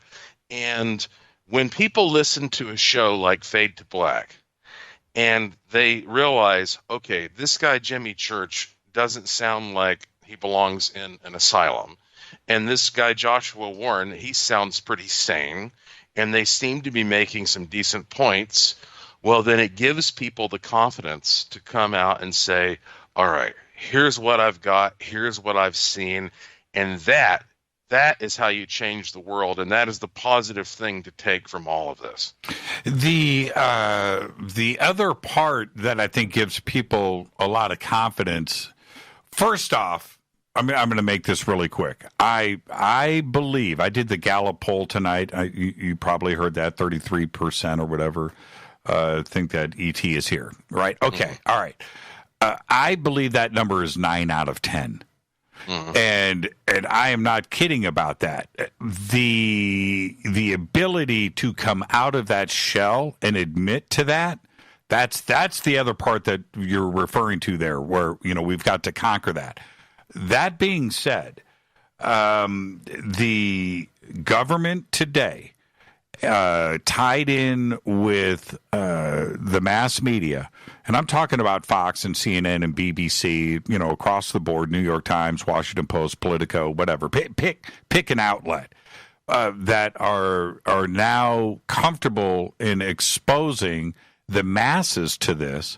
That's where the comfort level 2 comes out, because that everybody's having these thoughts. Joshua, when everything went down back in December of 2017, and the New York Times did that thing in the Post, and it was all over talk radio, and that Saturday, the next day, Sunday, my family, I'm over with all of my in-laws here in Burbank. And we get together. The whole family lives here. And so once a month, 5, 10, 20 of us get together for dinner, and we can't escape that. They all know what I do for a living. They don't listen. Right? They don't watch TV, but they know what I do. One thing is for sure. I have never had a conversation about UFOs with my family ever. Never happened. They'll say, Jimmy, how's the show going? How's the career going? How's this going? It's good. Okay, then we're off and we go into another direction. That's it. That Sunday, after the Saturday, my entire family sat around the table and were saying things like, and it blew my mind, of course we're not alone. UFOs are here. Of course there's ETs. Of course there's UFO. What do you think? Okay, I could not believe that was their mindset. But we had never talked about it before. Suddenly, it was okay for them because the New York Times said it was so, right? Yeah, right. Right? Now it's on the radio, now it's on TV, and now they are freely talking about it. And that's what I appreciate. Whatever the truths or half-truths or the Tic Tac video or any of that, or the CIA or the Pentagon or Project Mockingbird, I don't care about any of that. The conversation is being had. And I know it because my own family that never talks about this stuff, suddenly it was just like, turning on the tap in your kitchen to full. I couldn't turn it off. It was like stuck on. And I was just in shock. I was in shock. And that's what I'm appreciative about. Do you think that is eventually going to happen worldwide, where these conversations are going to start to happen freely because everybody's been thinking about it anyway, but they've been apprehensive about it? Oh, yeah, you and I are going to be nothing special very soon. I agree with that. I find that ironic as well, because I've always thought, and let's just use Bigfoot as just an easy example. Okay, let's say that tomorrow somebody actually went out and found a Bigfoot, shot it, tranquilized it, captured it, whatever. And we say, holy cow, it's amazing. Well, then the biologist would step in and say, okay, we're the real scientists. We'll take it from here, And then nobody's going to talk to the wacky guy who spent 30 years or whatever looking for that thing. They're going to ask the biologist what happened. And I've actually had experiences along these lines. Like, for example, for decades, I researched the Brown Mountain Lights, and everybody thought, he's a paranormal guy, so who knows? And then all of a sudden, finally, this guy who's a doctor at a university, he captured them and said they were real. And now people believe it just because he said it finally, right? So that's the blessing and the curse of what we do. The blessing is we get to be right there on the edge, and we're doing the exploration. But the curse is when the discovery's made, when people open their minds, when culture changes, then all of a sudden, okay, we'll let the guy with the PhD come. Yeah, that's what's going to, Joshua, you're exactly right. Right? It happens, whatever it is, it's ET, right? Boom, done, confirmation. And they're going to be talking to Neil deGrasse Tyson, right? They're not going to be talking to me. They're not going to be talking to you, George Norrie. It's not going to go in that direction. No. They're going to bring on some, schmo with a PhD. I would hope they talk to Brian Greene. Brian Greene is cool, and he believes in ET. But all those skeptics out there, they're going to go to those guys first, and just because they're a physicist, and that's going to be really unfortunate because there's been a lot of. You think they're going to go and interview Travis Walton, right? And somebody that's been out there for 40 years on the front lines fighting this thing, and going up against the man in the harshest of ways. Is Travis going to get his due? Right? Is Linda Moulton Howe finally going to, or Richard Dolan or you? Maybe even Stephen Greer, right? Stephen Greer going to get some airtime? Probably not. Yeah, that's the harsh reality of it. Hey, you know what? I'm not done with you yet. So let's go ahead and get into some overtime because I want to discuss, is that okay? I know you're a busy man. Can you hang on for some overtime? Only because it's you, Jimmy. I knew you were going to say it, so I'm going to, before you change your mind, let's go to a commercial right now. Our guest tonight, Joshua P. Warren. But you brought up a couple of points in the last segment that with the supernatural and paranormal and ufology, and I want to circle back to those comments, and we'll close out the show. Stay right there, Joshua. This is Fade to Black. I ran out of air talking too much. It's Fade to Black. I'm your host, Jimmy Church, on the Game Changer Network and KGRA, The Planet. Joshua's website, joshuapwarren.com. The links are at jimmychurchradio.com. We'll be right back. Stay with us.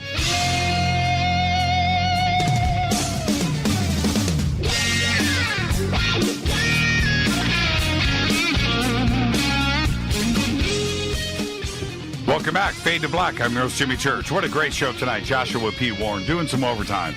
Got to circle back and tie some things up that we were talking about right before the break. And one of them is this, Joshua.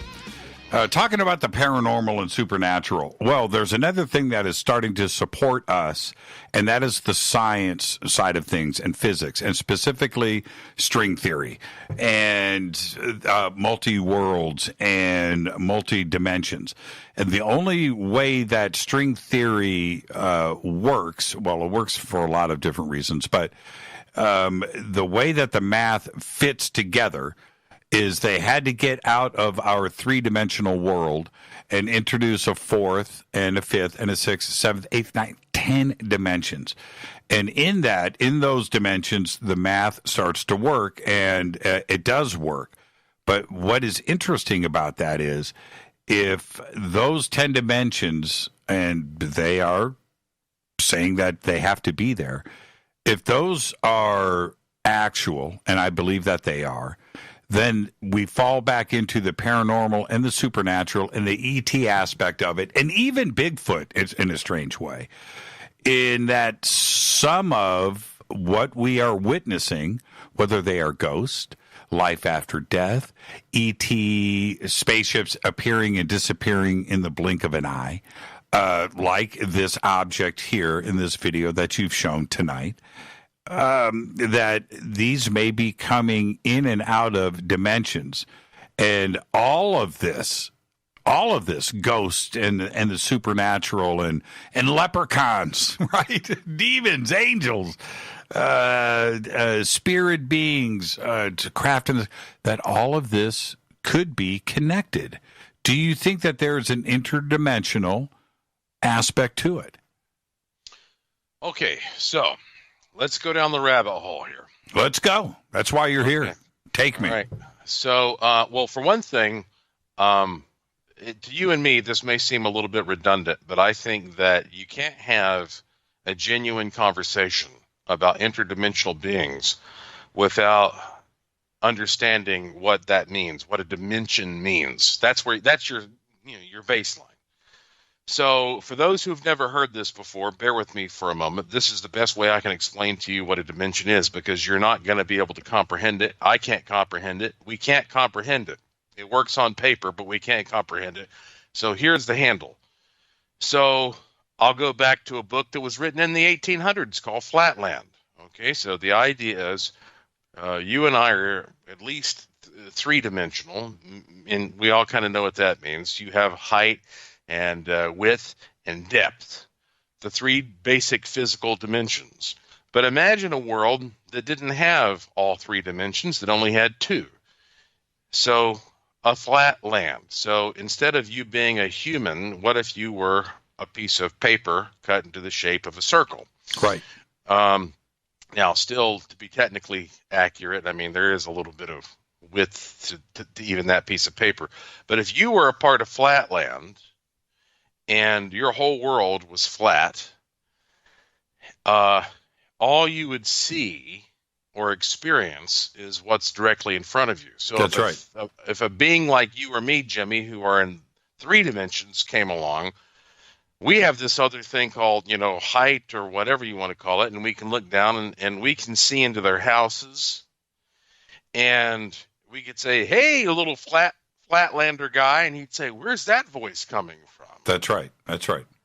Or if I wanted to descend into Flatland, all the little Flatlander guy would see were weird shapes that would appear before him, because he would just be seeing slices of me.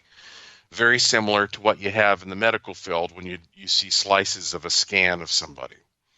So that makes sense to us, that if you transform yourself from a three-dimensional being into a two-dimensional being, a two-dimensional or if you, let me put it this way, if you transfer yourself from a three-dimensional being into a two-dimensional world, a two-dimensional being is only going to see a bunch of weird stuff that just sort of appears out of nowhere, or they hear something out of nowhere, etc. It wouldn't make any sense to them. Not at all. None. Why would it, So it doesn't make any sense to us if we have an encounter with a being from a fourth dimension or a fifth or sixth or seventh or eighth or not, and maybe there is an infinite amount of dimensions. Like, we don't even know how far this goes, but let's just stick with 10, keep it simple for the radio here. Okay, well, that's pretty good. 10, right? We can't even imagine what fourth is, not to mention, yeah. So if we are having these encounters with these beings that might exist within another dimension, the way that we talk about paranormal phenomena greatly mimics the way that a two-dimensional being would talk about encountering a three-dimensional being. So therefore, it does make a lot of sense that when you hear people say, "You know what, I just saw this thing just appear out of nowhere. I don't even know what the heck it was. I heard this voice. I had this experience."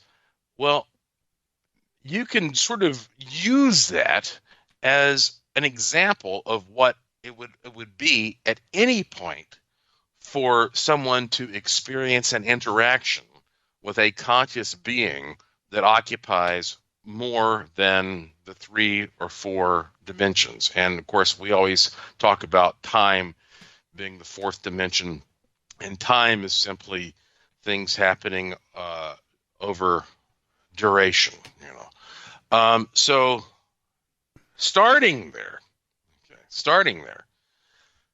are these things from another dimension? Yeah. And you have to also think about the fact that, okay, when we're talking about ghosts, well, let's just stick with UFOs. When it comes to UFOs, people say, where are they from? Are they from another planet? Are they from another dimension? They're from both. Because if they are traveling here against all the odds that we're able to perceive from our human point of view, then that means they are somehow manipulating space-time. And to manipulate space-time, that means you come from elsewhere. It's not just a rock out there. It's another level of a rock out there. And that's why it reminds me of that great quote from the movie The Mothman Prophecies, where the guy says, why can't I know what's going on? And the expert says, you're not allowed to know. Well, we're just little bugs here at the end of the day, and I don't think we can really understand exactly how all this works. But how close can we get, Jimmy? Well, see, I'll give you a perfect example of what I am talking about. Mm-hmm. And this is where I go, and thank goodness I had a couple of hundred people with me. Okay? All right? We're all out on the edge of this cliff. We're looking at up at the night sky. We're having sky watching, night vision, this and that. And we're all looking up. And at the moment, beautiful, no light pollution, right? Just the Milky Way and just crazy, panoramic night sky above us. I'm going to say, Joshua, I'm going to conservatively say 5,000 feet, not very high, across the sky. Now, you hold up your arms above you, right? Hold up your arms, and you've got 2 feet in between your hands, right? Now, imagine a chunk of sky, a night sky that wide. Okay? All right? Are you with me? Yep. From right to left, this blue, aquamarine blue, seafoam green thing sputters, and it's going from right to left, and it sputters. It goes, and then lights up, right? It sputters, and then it lights up. It goes very quickly to the left, stops, goes down at an angle, and then takes off again to the left, sputters, and then flashes twice, like its headlights, blop, blop, and then shoots off. It makes a backwards Zorro Z in the sky, and it lasts for about 3 seconds. Right? Long, short, right? But long enough where it was just, and now, what the hell?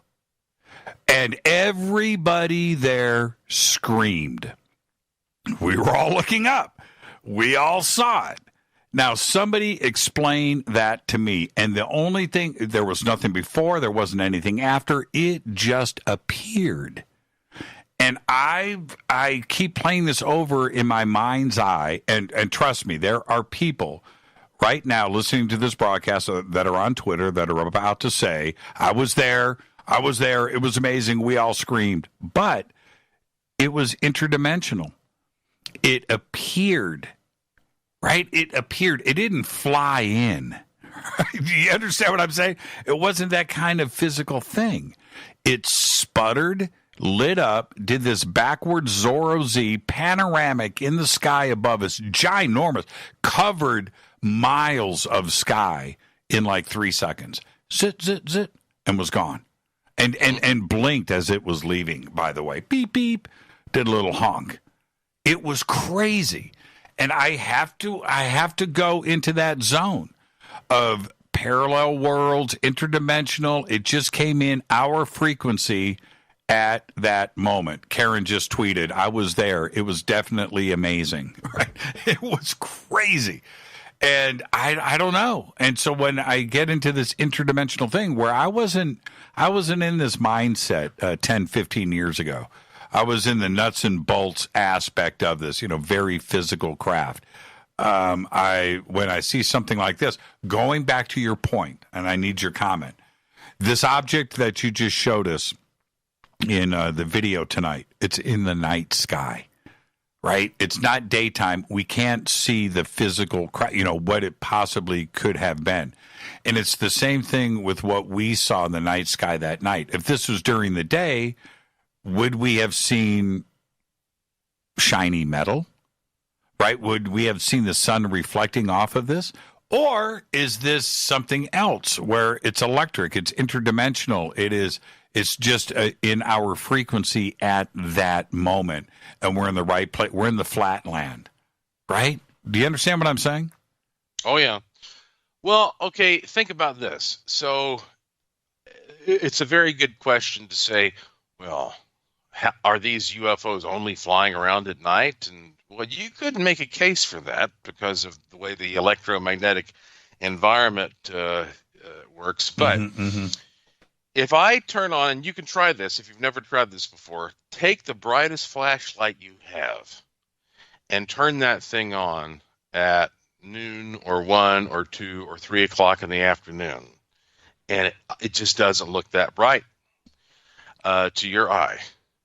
And then you turn that thing on at midnight or 1 or 2 or 3 a.m. and it looks like a spotlight, right? That's a great point. Yeah. And so a lot of these things are probably traveling around 24/7. But we have to think about what a human is capable of perceiving. And also, you might say, well, I have a camera, and this camera is a fine camera, and I spent $1,000, and well, guess what? You're a human, and you're looking at that camera. So you can't take the human point of view out of this. And so it's about definition, and it's about contrast. And so probably these things are around us all the time. I can see why that there would be more activity at night because here in our solar system, of course, we're being bombarded by all of this radiation from the sun. And then, of course, if you're on the side of the planet where you don't have the sun facing you, i.e. it's nighttime, then you have a more calm environment where you probably have less to deal with if you have a sensitive piece of machinery. So it may be that things actually do go on more often at night in terms of what we would think of as paranormal.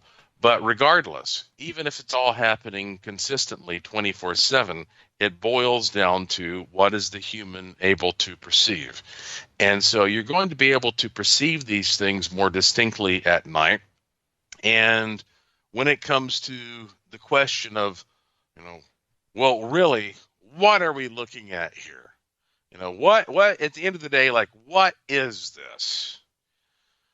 Well, obviously, and again, nothing in life is certain, right? I mean, like, I could be having a dream right now and wake up, so, I thought I was on the Jimmy Church show. Sure. But if we're to look at the circumstantial evidence, then what's happening here is there is another civilization that has been around longer than we have. I don't know where it probably doesn't even matter where they are, because they have figured out how to transcend distance in the way that you and I think of it. And so this civilization is here and looking at us and messing around with us, doesn't care if we know about its existence. Like I tell people all the time, I go on a hike and I don't try to prove to every squirrel and rabbit that humans exist, right? It doesn't care whether or not we know it exists. But it's been around longer than we have. It doesn't mean us any harm. And I think, they're just coming here, and some of them come here to poke around. Some of them come here because they have genetic experiments they're doing. Some want gold, Yeah. But why is that so hard to believe? Right? Yeah, why is that? Because you bring up a great point about squirrels, or dogs may be the exception, but nearly any animal on this planet where they are, and that's a great reference, they're in the flatlands, right? They see us, but they're not wanting for the internet. Right. Yeah. Right. You drive a Lamborghini, for example, Joshua. I've seen it. It's a nice car. Do you think that the squirrels, when you're on your hike and you pull up in your Lamborghini to go hiking, that they're jealous? No. Right? They don't. They don't. I'm kidding about the Lamborghini, everybody. You don't drive a Lamborghini, do you? I can neither confirm or deny that. Is that are they jealous of your clothes, of your shoes, of your new cell phone? Are they hoping that you're going to stop and you're going to show them how to loom or weave or sew some fashionable clothing? No, it's not that kind of party. And for most of us, seeing something zipping around, we just don't realize it. It is beyond our scope, right? It is not part of our world. We're just now starting to catch it. But going over the past, no, probably not. I'll bring up another point. You and the squirrels are one thing, or the rattlesnakes, or whatever you see on your hike. But that's the way that you look at them. You are not stopping to teach them how to write code for a computer, right? They don't have that concept. E.T. coming to Earth, probably not until the last 300 years of pure science, right? Pure science, the last 300 years. Galileo, Da Vinci, and moving forward. But before that, do they just look at us as squirrels? Not as ants, but dinosaurs or the other creatures that are running around on this planet. Do they equate us as being just like them, right? And is there an interest there for them to stop and show us about, 1,000 years ago, spanning time and finding wormholes in the universe and traverse, right? This is what a starship is. And this is how we time travel. No, there wouldn't be, we couldn't learn it. Even if they were willing to teach us, there's no electricity back then. We wouldn't have any concept, right? Well, let me put it this way. Let's say there's somebody listening to your show right now, and that person is the most strict, materialistic, atheistic, skeptical person in the world, okay? We have somebody who's just a scientist who just doesn't believe in anything and says, I am only about what is material and empirical. Okay, fine. Two things you need to keep in mind. Number one, even if that's the case, if you take your biggest telescope and you look out there at as far as we can see, this is supposedly the only planet that has anything like life on it. So that means Earth is a paranormal place to begin with. So we're starting with the fact that we are in a petri dish here of some kind. Like, we don't see it anywhere else out there. So Earth is a paranormal place. That means anything can happen here. So open your mind a little bit. The second thing is, if there is no other life, let's say there has never been another quote unquote intelligent species. We get to be the first ones that have ever existed. And we're the only ones that exist. And all you believe in is technology. Then can you not at least think about the possibility that we understand that space-time is supposedly a flexible thing, And maybe, at very least, these quote-unquote aliens and alien ships are us, are humans Right. from the future Right. that have figured out how to travel back into the past, because that's exactly what we would do. That's right? exactly right. That you are 100% on the mark. And we're in such a great conversation tonight, but I've got to sign off the network in a few minutes. So I'm going to make this statement as quick as I can. Time travel is real. It has to be real. And just the very basics of Einstein's field equations state very simply that if you and I, Joshua, jumped on a starship, split planet Earth, approached the speed of light, we cruised for a year, we turn around, we come back a year later, you and I have aged 2 years. But this planet now is 50,000 years in the future.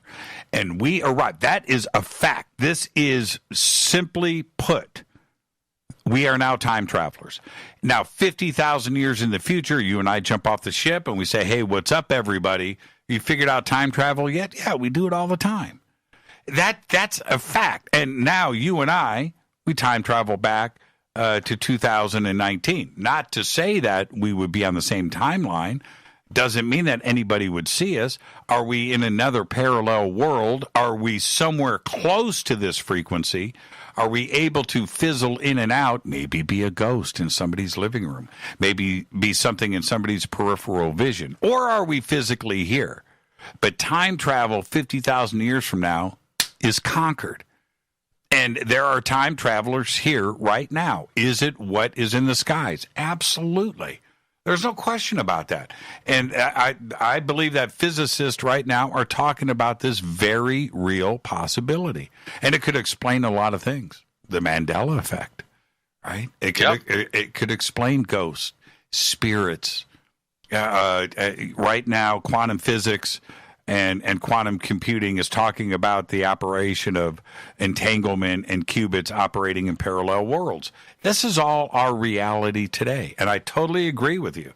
If we just agree with our science today, and we understand what the science is saying now about space-time and what Einstein has said about it in his field equations, then time travel is real. And that's the end of the discussion. There isn't anywhere else to go, is there? Nope. Yeah, that's it. I mean, like, we could keep on, exploring, but that's the bottom line. That is it. Yeah. Thank you so much, Joshua. What a great, great show tonight. Obviously, there is joshuapwarren.com. But for all of our friends out there in Las Vegas, where can they go and check you out each week?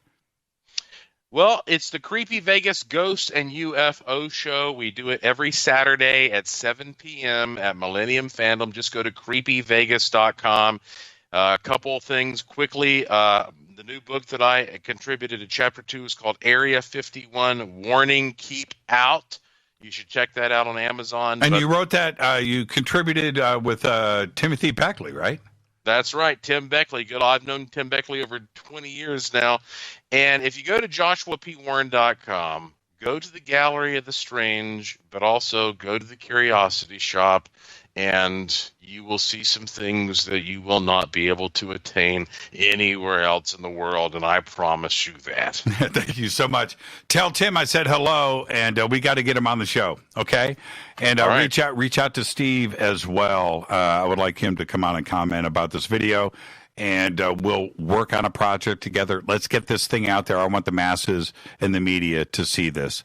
They need to see the good and plenty over Las Vegas. Thank you so much, Joshua. Be safe out there, my friend. Hey, thank you. Always a pleasure, Jimmy. You're the best. Joshua P. Warren. Again, joshuapwarren.com. Simple to get to, but the links are over at jimmychurchradio.com. And he's absolutely right. When you get there, check it out. But go to Curiosity Shop and spend a few minutes there. It's absolutely amazing. And with that, I got to get out of here. Tomorrow night, logistics moving in our direction. We will have Brian Forrester here live from Turkey. He's on his way to Göbekli Tepe. And Ra will be joining us tomorrow night. Until then, I want everybody to be safe. Fade to Black's executive producer is Rita Camarian. Show is produced by Hilton J. Palm, Renee, Dennis, and Bob. Announcers are Steve Harder, Gene Vitola, Mark D. Kovar. Webmaster is Drew the Geek. Music, Doug Aldrich. Intro, Spaceboys, spaceboymusic.com. Fade to Black is produced by KJCR for the Game Changer Network, and syndication is KGRA, The Planet. This broadcast is only copyrighted 2019 by Fade to Black and the Game Changer Network. They cannot be rebroadcast, downloaded, copied, or used anywhere in the known universe without written permission from Fade to Black or the Game Changer Network. I'm your host, Jimmy Church. You can follow me on Twitter at JChurchRadio. You can follow Joshua at Joshua P. Warren right there on Twitter. I just popped the links up right there in my feed. Until tomorrow night, everybody be safe. Go Beckley Teppy.